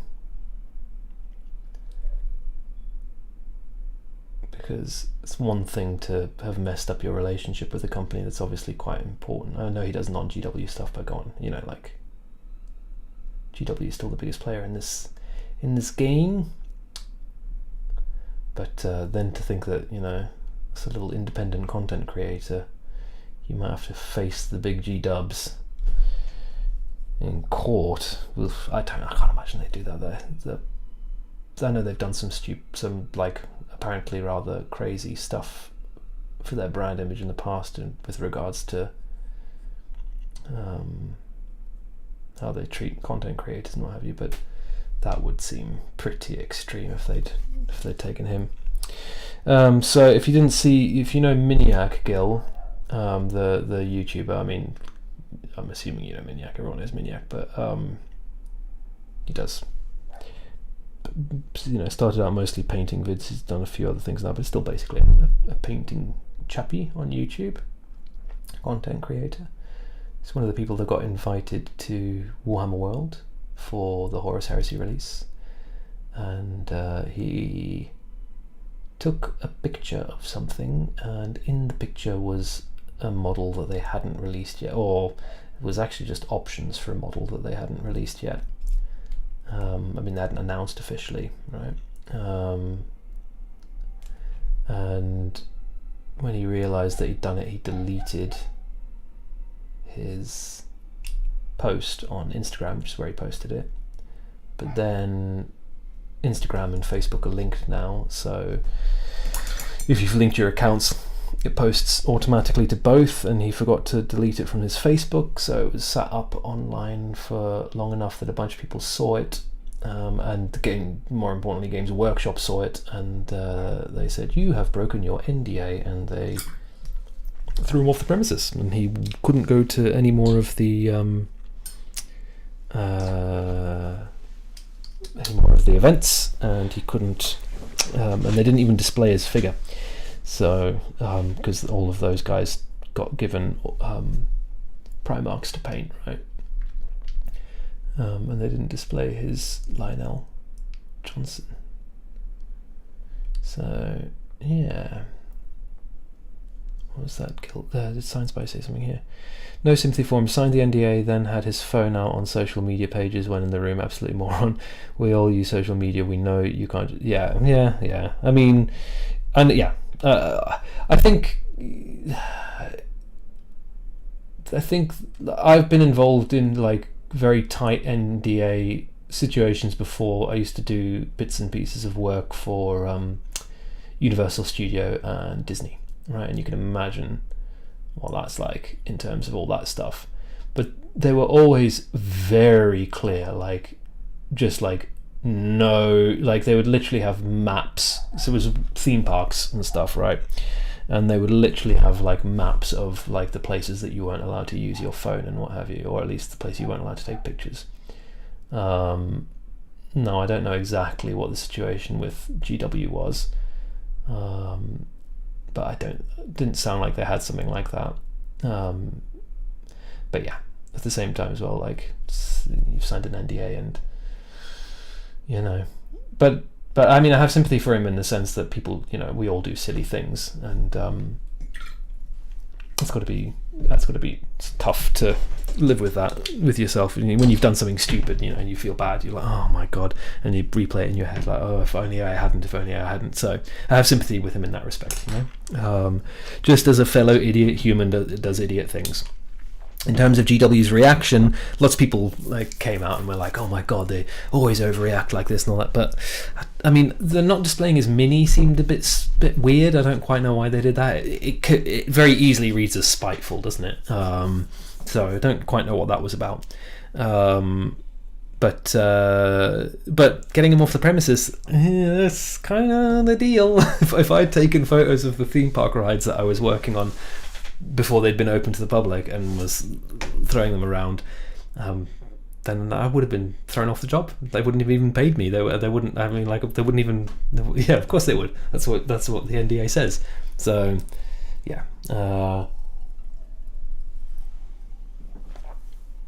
Yeah, exactly. No, I didn't. I mean, like, yeah, I didn't like.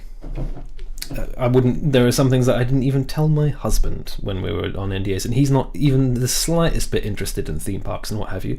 But it's just easier not to say anything, and that kind of stuff. But yeah, the guy was excited. He did some silly thing, and I hope he can patch it up with with G-dubs, because it's a mutually beneficial relationship, I think, isn't it? He gets to make content, they get like basically free advertising, as close as.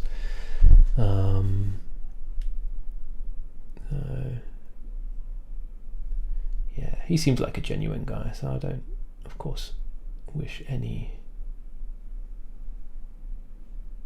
thing. And I'm not implying that anyone else wishes any ill will towards him. But he's got so much going on anyway, that guy now, anyway. He's got his, like, all his minis coming out and his Kickstarter and all that jazz, so won't be long before one of them releases a game. I'm telling you. The one guy didn't he? He released the he's not as big as Miniac, but yeah, they're going to compete. I smell it in the air. Anyway, that's maybe not something to chat about. Right. They're all right. They look okay. It's very rough, but it's in there. I think we should do something that has a little bit more pop. But before we do that, 1,000 miles from home, tiny zone. Oh my god, yeah. Oh, I didn't even think about that science fact. Outside in an industrial estate in Nottingham, thousands of miles of homes and time zones from home, while everyone else was in the chocolate factory. Big oof. That is big oof. That is big oof. Shame. Oh, he must have felt like absolute trash. You know what isn't trash? This motherfucker is not trash. This is pure gold or copper. Looks ace, and that red is poppy AF. Oh, this is cool. I didn't think of that. What is that supposed to? Is that where they keep the monofilament? Is that what? And then this thing spins it, and that's the base material. I don't really know. Never thought about it, but it looks awesome. Love it. Other things we have: Baroque Beauty from Baroth, if I may pick up the bees there. Yeah, it's awesome. What more can I say? It looks bloody ace. I love this scroll work down here. I need to pick me up some of that bronzy stuff, because I want to do some scrolly, flaggy things on some of my models. Yeah, just need to get into the whole kit bashing and what have you more. Ace. I think we're not. No, we're not. You're using the brand of what's face that I had before, I think. And oh, I didn't mean to click on him. That's not even a Phoenix Love. Bugger off, Paul. There's the Twiggy thing. That is awesome, man. That is so cool.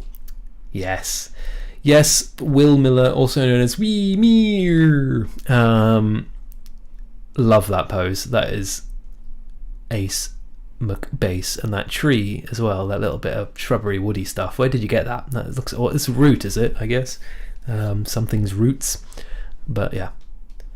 Love it. Looking forward to seeing that painted, buddy-o. And yes, the Phoenix Lord. Yes, very nice Phoenix Lord, Paul. Thank you. Cheeky bastard. You cheeky bastard. Doesn't look like anyone's posted accidentally in any of the other things, unless someone posted in general, but I'm assuming this is just more people saying hello. And Fredudu was someone from the thing is posting. That's awesome, but anyway, this is not related. That's my... where am I? What's going on? Change the thing. There we go. Yeah, very cool. Yeah, nice stuff, guys. Looking good. What was I going to do? Oh yes, I was going to make some things a little bit poppier. But for that, I want my dry palette. Someone mocked me for calling it a dry palette, which I suppose makes sense. It's just a palette. A wet palette is the thing that's unusual, but wet palette is my normal, so I call this thing a dry palette. Let's pop the lid on that. Cracked, because otherwise it'll get too wet inside. Beep beep beep. Boo boo boo. And a bit of copper paint. Hang on. Bloody hell. Oh Lord. Oh God. This is why I need to move. There's lots of reasons why I need to move. Painting toy soldiers is but one of them. A little bit. I mean, I shouldn't complain. I've got some kind of space that I can use almost exclusively as a quote-unquote hobby space, but it's not the best space. And it is also my office-y type thing, so everything I do in here. And it isn't necessarily the bestest room in the whole wide world. Alright, we are going to do a little bit of bronze on some dingly danglies, because this kind of stuff really brings a model to life in my experience. I mean, especially dark ones like this. Just adding the odd little hint of a metallic or something very bright, and all of a sudden I start to, oh, there's another one of those flippant things there. Ugh, you bastard. And he's got a pouch, but that's fine because we haven't done that yet. I wonder if I should do the tops of these as well. I don't normally do this because I normally deem it too annoying, but we're going to do it. And of course, the other important thing is the, what do you call it? What do you call this? The setting, I suppose. That's what you call it when it's a jewel, isn't it? The setting for his gemstone. There you go. Look, he's got little just blings that pop out. Isn't that nice? That makes a big difference. Okay, let's do the you got me paranoid about this now. Exarch, right? Autarch is the captain, Matt. There's the warlordy one. Yes, Exarch. Let's do the Exarch's danglies, because he's got a little skull down there. It's like a little Imperial troop, and he's got probably the last Exarch's soul stone there, I guess. That's what it is in my head canon anyway, when they carry extra soul stones like that. Either loved ones if it's just a more regular type person, but I think for Exarchs it makes sense if it's the last person who wore the Exarch armor. Take them to battle. Isn't that the thing about Phoenix Lords as well that I didn't learn until far too late? Is that actually it's the armor that just contains all of the souls, right? I think it just says it in the lore, but somehow passed me by. When I say the lore, I just mean like, it just says it in the codex. Did a little bit of, ooh, that wasn't very neat, Craig. Tidy that up later. And I think this chappie has his own soul stone on his head. Oh, he's got one on his head and he's got one there. So this guy's full of them. One there, and one down here as well.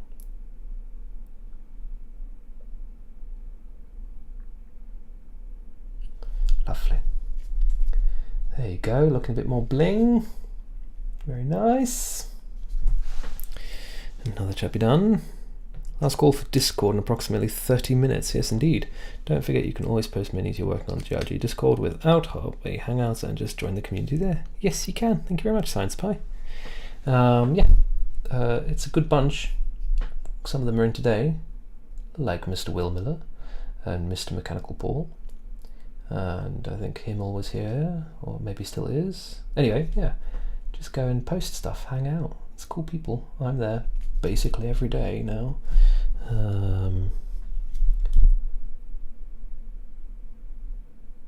Yeah, it's been, I don't want to get soppy, but it's been quite touching. I put the Discord together like on a whim. I was making little videos to please myself and give myself something to do. And the response, having a little community of people come together, something that you've made, is really lovely. Oh, I didn't even mention with these guys, by the way, I filled in the mouths because they had the little slightly cartoony grins, and I thought I'd done a really good job, and I was really proud of myself because I don't tend to do a lot of work with milliput and green stuff and what have you. And I was like, look at me, I'm so cool, I've done a really good job of smoothing off their faces. I mean, it's like the easiest of milliput jobs you could possibly do. Roll little snakes and push them into gaps. But I thought it would look really cool, and then I painted them like, they're still there, you can see it really obviously. But it looks better than it does than the like deep hole. It's just this like slightly, you won't be able to see it on camera, but this guy's face also needs some work. Actually, it's a bad example. But what I'm planning on doing is like building up more of a like painterly kind of fade down into something sort of tooth-shaped-ish. It's going to look cool. I'm convinced it's going to look cool. I think it'll look alright. I think it'll look better than the slightly cartoony grins. Not that there's anything wrong with that. If you're into the cartoony grins, that's fine, but I fancied something a little more sinister. So that's what we're going to try and do.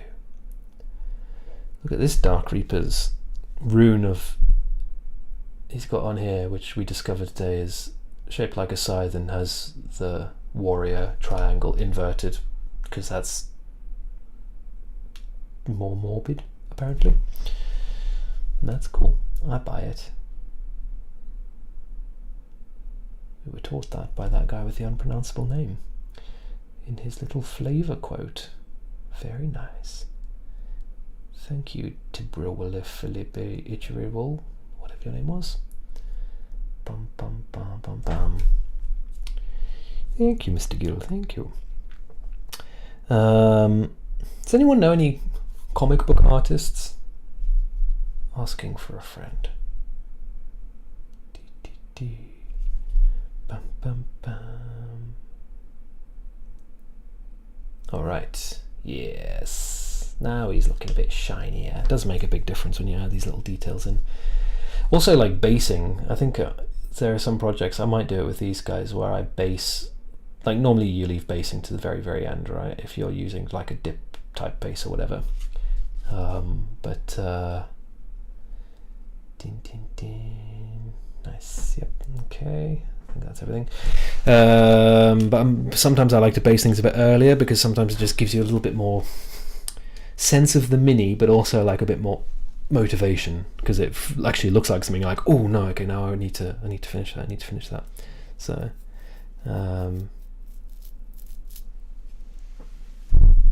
oh my when they release, yeah, I can imagine that must have been a bit of a nightmare to be a moderator on an Eldar Reddit.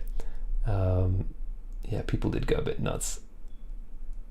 Yeah, I mean, I don't know, they're not, they did feel a little bit not quite right. That's why I filled mine in.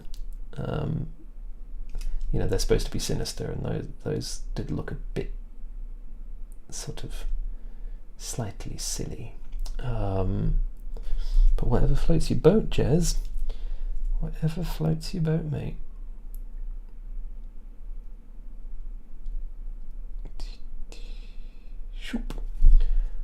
Okay, I think that's all of the little random goldy bits.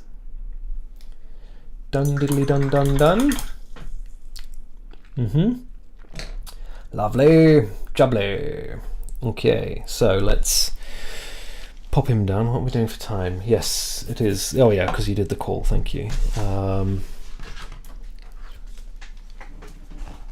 You need them. Yes, yes, indeed. That's true. We haven't had a Louis today. It's a shame. I hope he knew it was coming. What am I doing? Oh, my wet palette. That's what I'm doing. I've got my dry palette out of the way, which means on the floor behind me right now. Try and remember not. You know what? I'm definitely gonna forget. So let's get it up off the floor and put it over here. There we go. Now I will not accidentally stand on it when I leave. All right. Okay. So I need to grab that spare rocket head. I'm going to put the thing now. No. On the back here. No, not him. Or him. Got his. Probably on a honeymoon. Oh yeah, there was talk of that, wasn't there? Marriage. Isn't that lovely? Isn't that lovely? Okay, mix up that green again. This is something about mixing paints as well that I think people I've heard people mention, like, oh, you mix your own paints, you can't get the same color. I mean, it depends exactly what you're mixing and stuff, but it's not that bad. Color matching is not that bad. If you're like trying to color match a complicated color like skin tones and stuff, then yeah, that can be, that's why, you know, even like fine artists and stuff, they sometimes use pre-mixed colors for that kind of stuff. But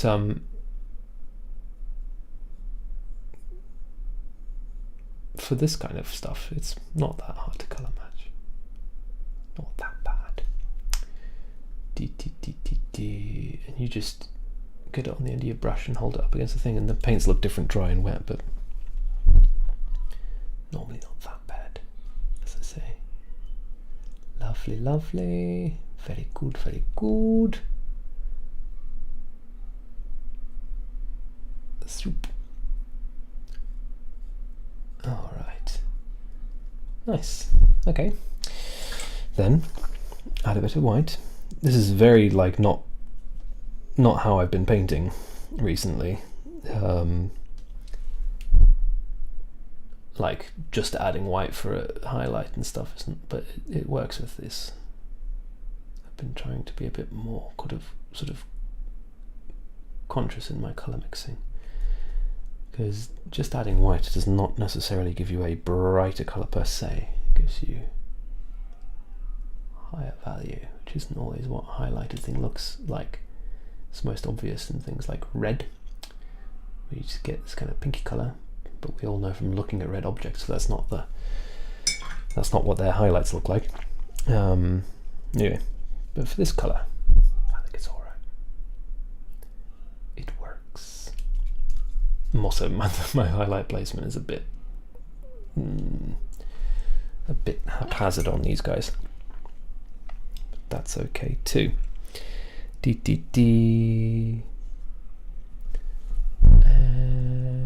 a little bit more white, and I think that'll do on this guy. Okay, all right, so definitely lots of things to fix, but looking like something. The other thing that I wanted to try and get done a little bit of today, what time is it? It's 10 o'clock, all right, yeah, so it's like the third time I've done that in the past 10 seconds, so it's obviously getting late, but I did want to have a little bash at beep beep beep beep beep ba-bam. It's a waifu pillow. Magenta, violet, magenta and violet. I'm going to do a little bit of edge highlighting, because why not? These paints are so thick they don't really separate that much anyway. So a little bit of magenta, come on, there we go. And a little bit of violet. Such pretty colours. This is a part of the spectrum that really does it for me. I mean, they all do, let's be real. I love all colours, but yeah, magenta, violet, beautiful. So I just want something a little bit warmer than the pure violet, but I don't want something quite as pink as the magenta, so mix them together. That's not much of an edge highlight color right now, so we need to grab some white. You can't really see what I'm doing, can you? And pull it out.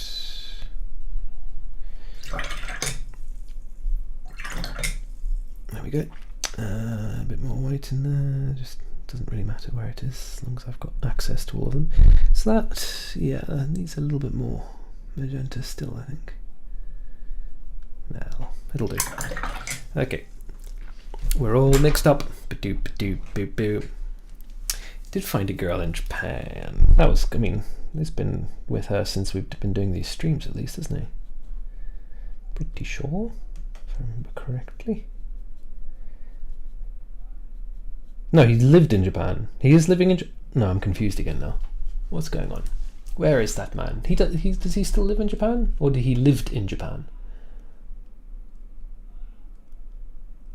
He speaks Japanese, doesn't he? apparently. And he gets sent nefarious objects from Japan. Long time before, yeah, there you go.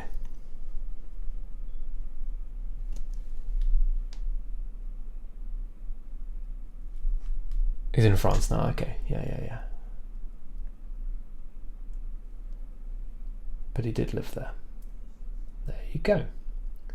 Like me, but I don't live in France now. But I did live in Japan once upon a time. And that's where my husband's from. And now the poor bastard lives in England. Alright.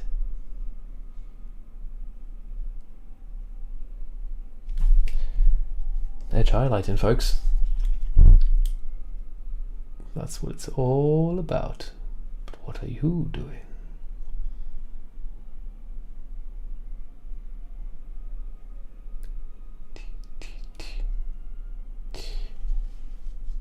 Stream Canon is that he's a deviant. Yes, there you go. I was like, what the hell does Stream Canon mean? Now I know what you're saying. Yes.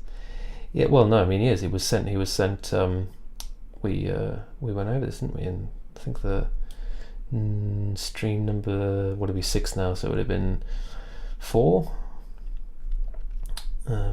He got sent very deviant materials from Japan. I was quite disgusted the fact that he was willing to share something like that. Really, I mean, you know, we're all adults, but there's no need to. Not even here to defend himself, the poor bastard. The poor bastard. I guess we'll find out if he watches the streams. I'll be real with you here, and this is, you know, I probably shouldn't say this, but these streams get views after they're live. So in other words, people are watching the playbacks, and that is awesome, but crazy as well. Like, I can't imagine watching a stream after it's live. I suppose there are people like sticking them on just in the background, don't they? And that's what it is, and just having kind of the company of someone chatting in the background. But I'm such a music-y person that even audiobooks, I went through a period where I was being quite good and I was listening to a lot of audiobooks and stuff whilst I was working and painting and what have you, but I just always go back to just sticking on some tunes. I like me music. It helps me not think in the right way, in the kind of not thinking that you need when you're painting. Alright, sorry, itchy nose. Can you even see what I'm doing? Am I painting off camera again? Probably. Yes, the teapot. Gil's brother watched them. Yeah, your brother's never made an appearance in one of the streams, has he? Like, he's never... And oh no, maybe he did. Did he? I think you introduced him once. Sorry. Being forgetful. Ding, ding, ding, ding. Off to pack. Oh, good luck. Good luck, Bahara. Thank you very much, sir. And yeah, we'll see you next month. And you might even be in a new space then, right? By the sounds of things. That would be exciting.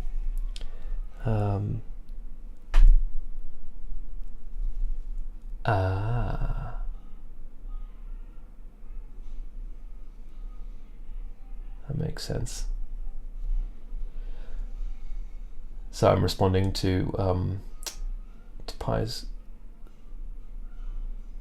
hypothesis on people who watch the stream after.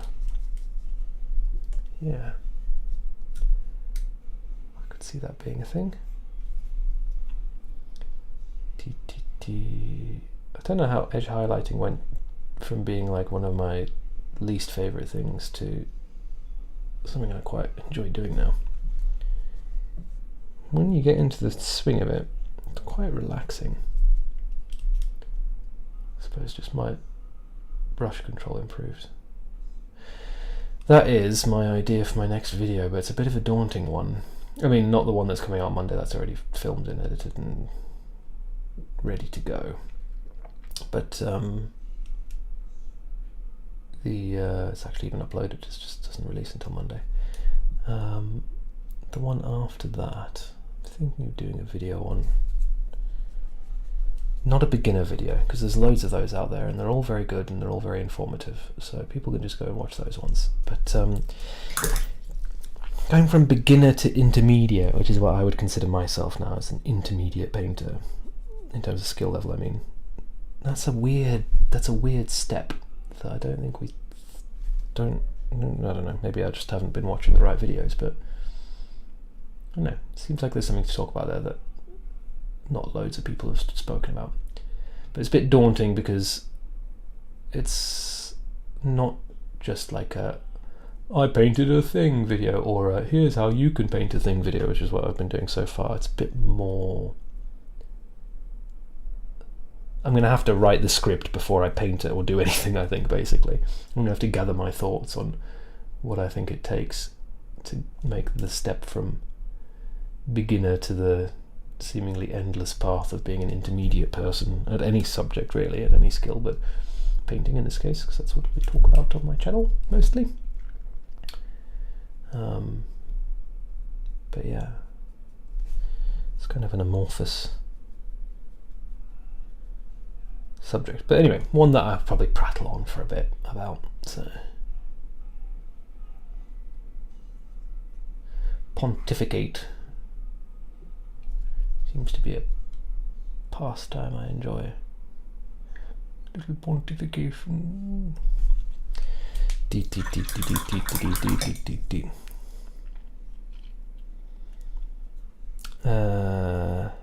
He was here once. Okay, cool. He listens along. Ah, okay. Right. Rebuilding it. Goodness me. What have you moved into, sir? Nice there. Awesome. Yeah, we should do a little Discord meetup as well, shouldn't we? There was talk of that. That would be fun. It's going to be a separate thing, isn't it? And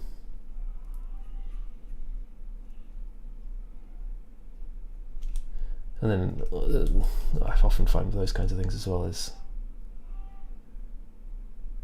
it's very difficult to organise just because 10 million, well, no, there's lots of schedules. So usually you just have to be like, we're doing it this day, come. Come or don't come. If you can't come to the next one. But yeah, I want to start using the Discord video feature a little bit more. I haven't really made use of that in my, for patrons. I'm thinking of doing not workshops, but clinics where we can all share ideas. Like, you know, if someone buys an airbrush, we can all get together and the people who have airbrushes can talk about their tips for airbrushes, and the people who don't can learn. But it would be nice to do some open ones as well that are just hanging out. Because I don't know what any of you people sound like. Good Lord, you could all be crazy people. I think you are crazy people. You're spending your Saturday night with me. You could all be super crazy people.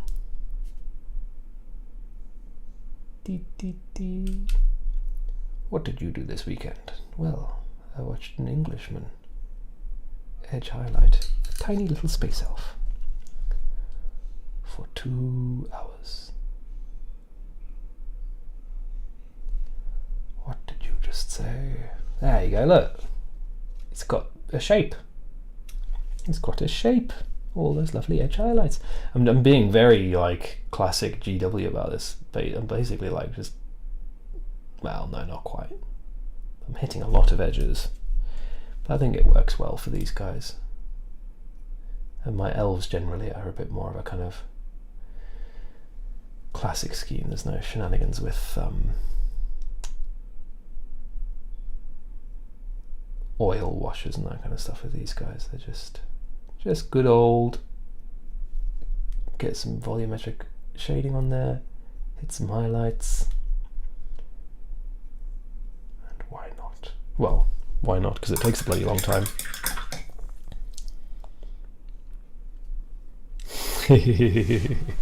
Drove home from the in-laws to then spent a good while behind a classic VW camper van. Made me think. I bet it did. For those not in the know, this is a little meme type thing that's going around the patrons that the Patreon campaign is actually just to save up for a VW camper van. Would be fun. I'm going camping soon. Exciting. In Wales. I think it's in Wales. I don't know. Husband knows where we're going. I just drive there. He tells me where to drive and I drive us there. That's the rule. That'll be nice. I'm gonna have to work out actually what to do with videos. I have to try and get ahead a little bit. Ugh. Every time I seem to be getting ahead, something happens and I have to go somewhere for some worky type thing, or I have to do something, or I try and make a video and it doesn't go anywhere, so I have to make another one. But I'm trying to release one every week and there's no one telling me to do that, and there's no real reason to do it like that. But I was saying to my mate the other day that this is one of the first things ever, again we're getting a bit soppy, but it's one of the first things I've ever done where I've managed to remain this consistent for this long. I mean, I'm pretty sure I've been late a couple of times by a day or two, but I haven't missed a week since I decided to do it. Yeah, which is not like me. I'm normally flaky as heck. But yeah, we'll see.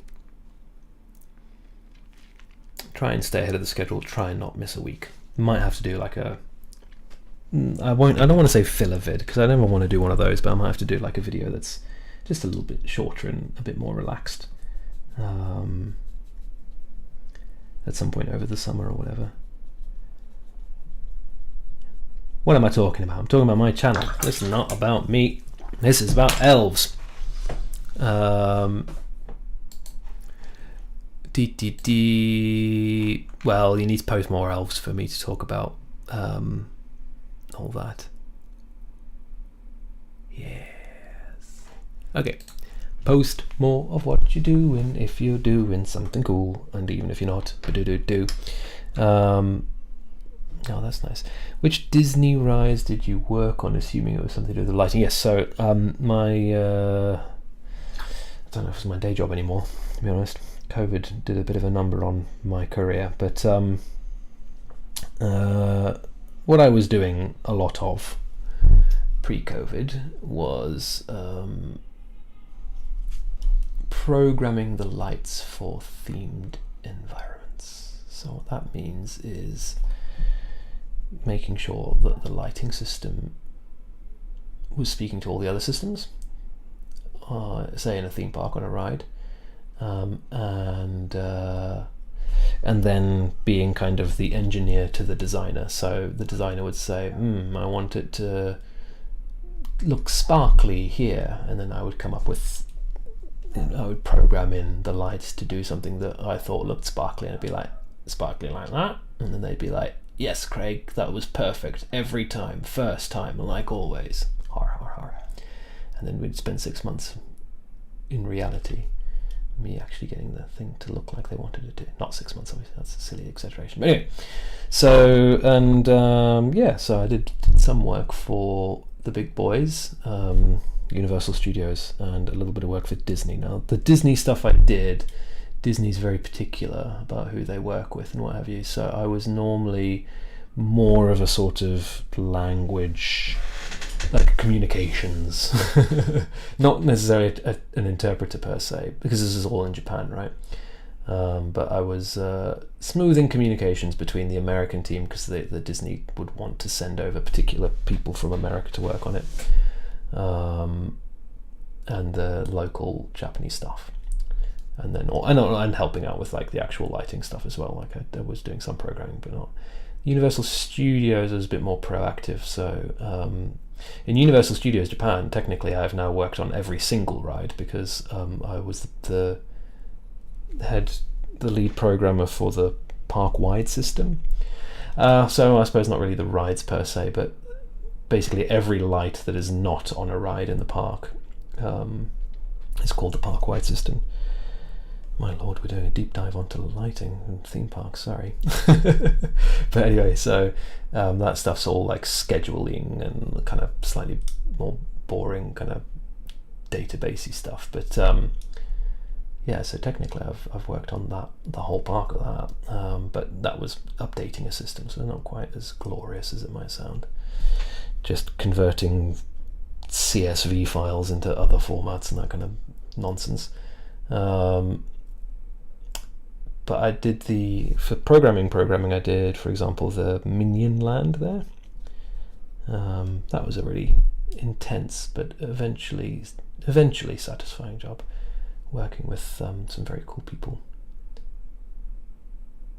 And I don't even remember what I worked on. Disney was, it was the sea and the Aladdin, like the whole Aladdin land. I did a lot of work in there. Was fun. Did a bunch of work for Google because they have like these kind of like showroom type offices that ordinary mortals like us would never normally go into, because they're for like other CEOs of companies that are thinking of using Google products and stuff, basically.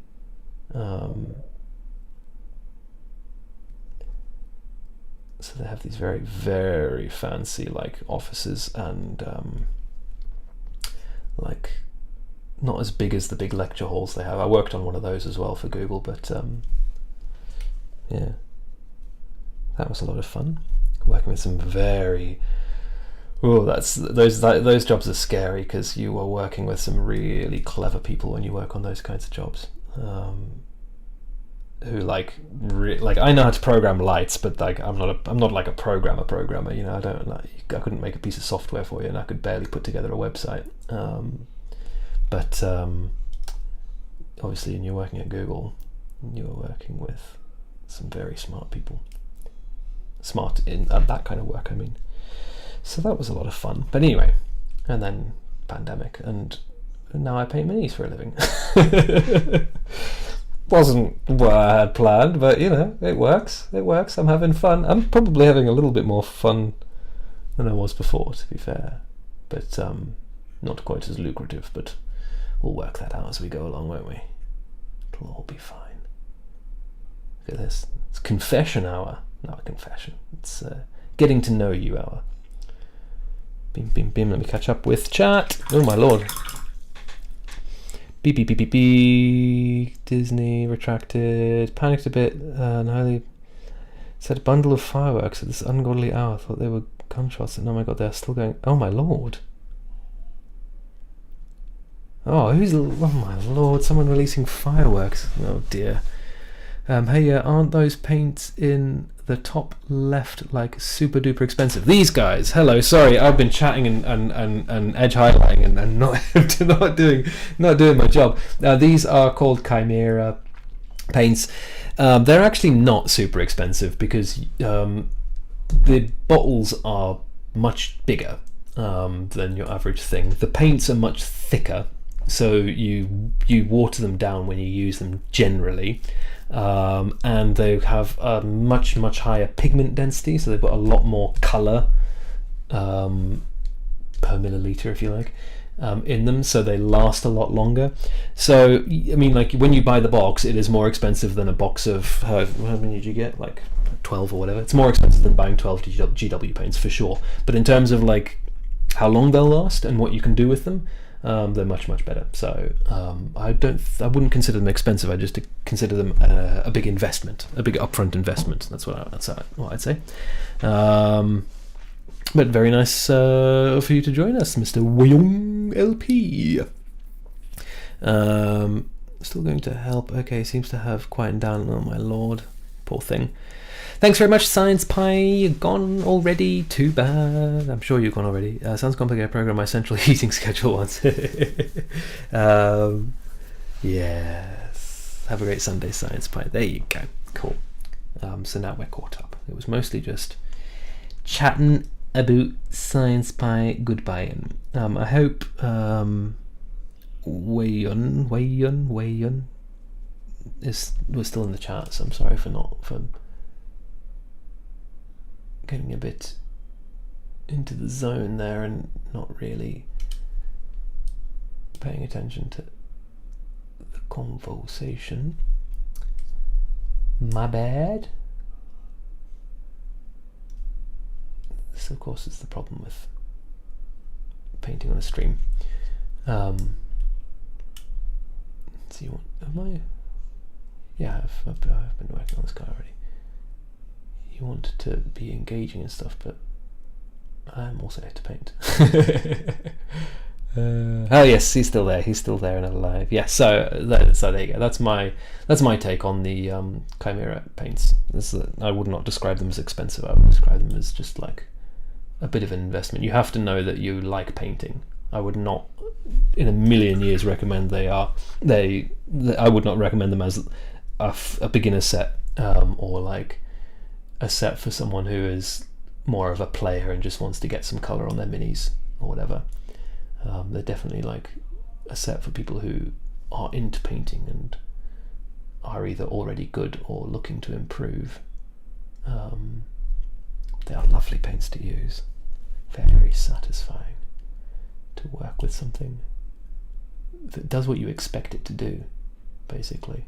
I think that's one of the big frustrations, can be one of the big frustrations when painting, is when the paints just aren't behaving, you know. It's not covering, or it's not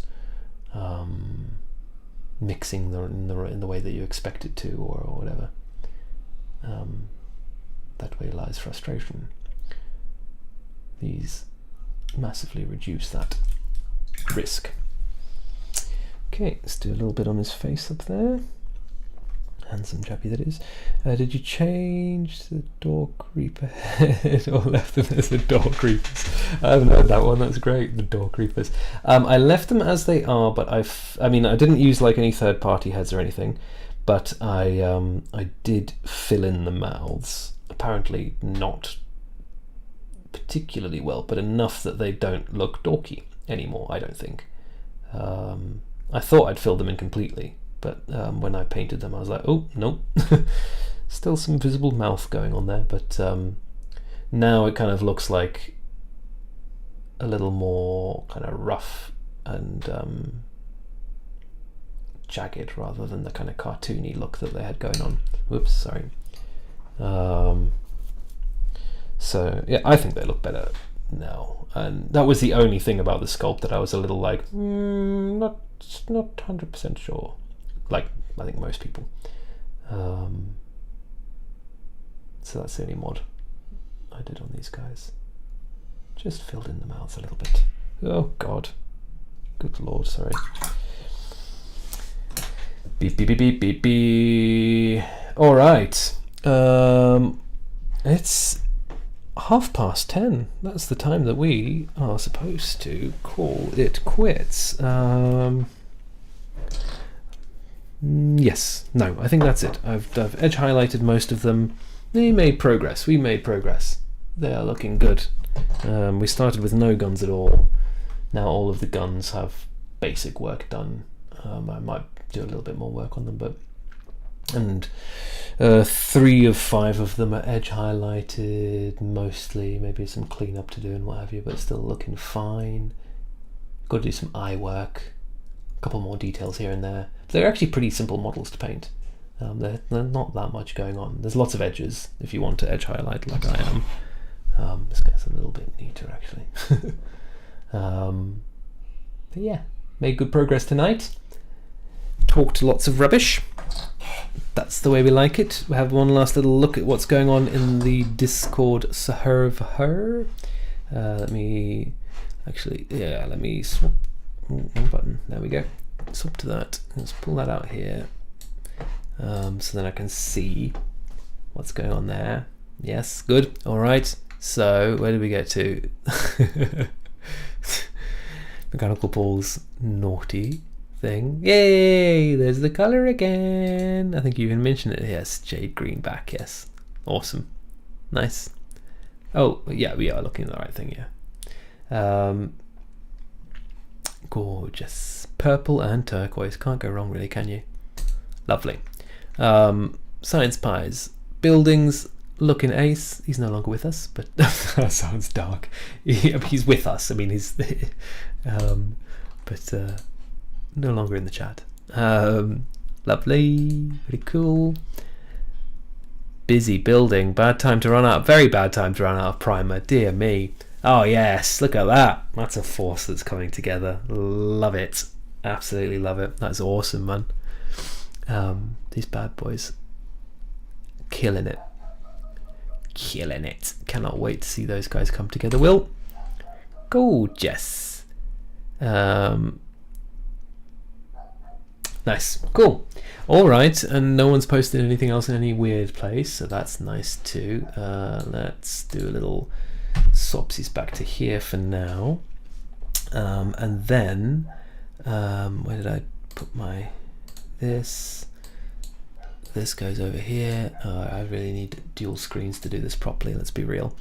Yep, Paul's off, and guess what, I'm off too. We're gonna call it quits there. As per usual, I will leave the I'll leave the thing running so you can say your goodbyes in the chats if you want. So I'll leave it running for 5 minutes after, but that's your lot for tonight.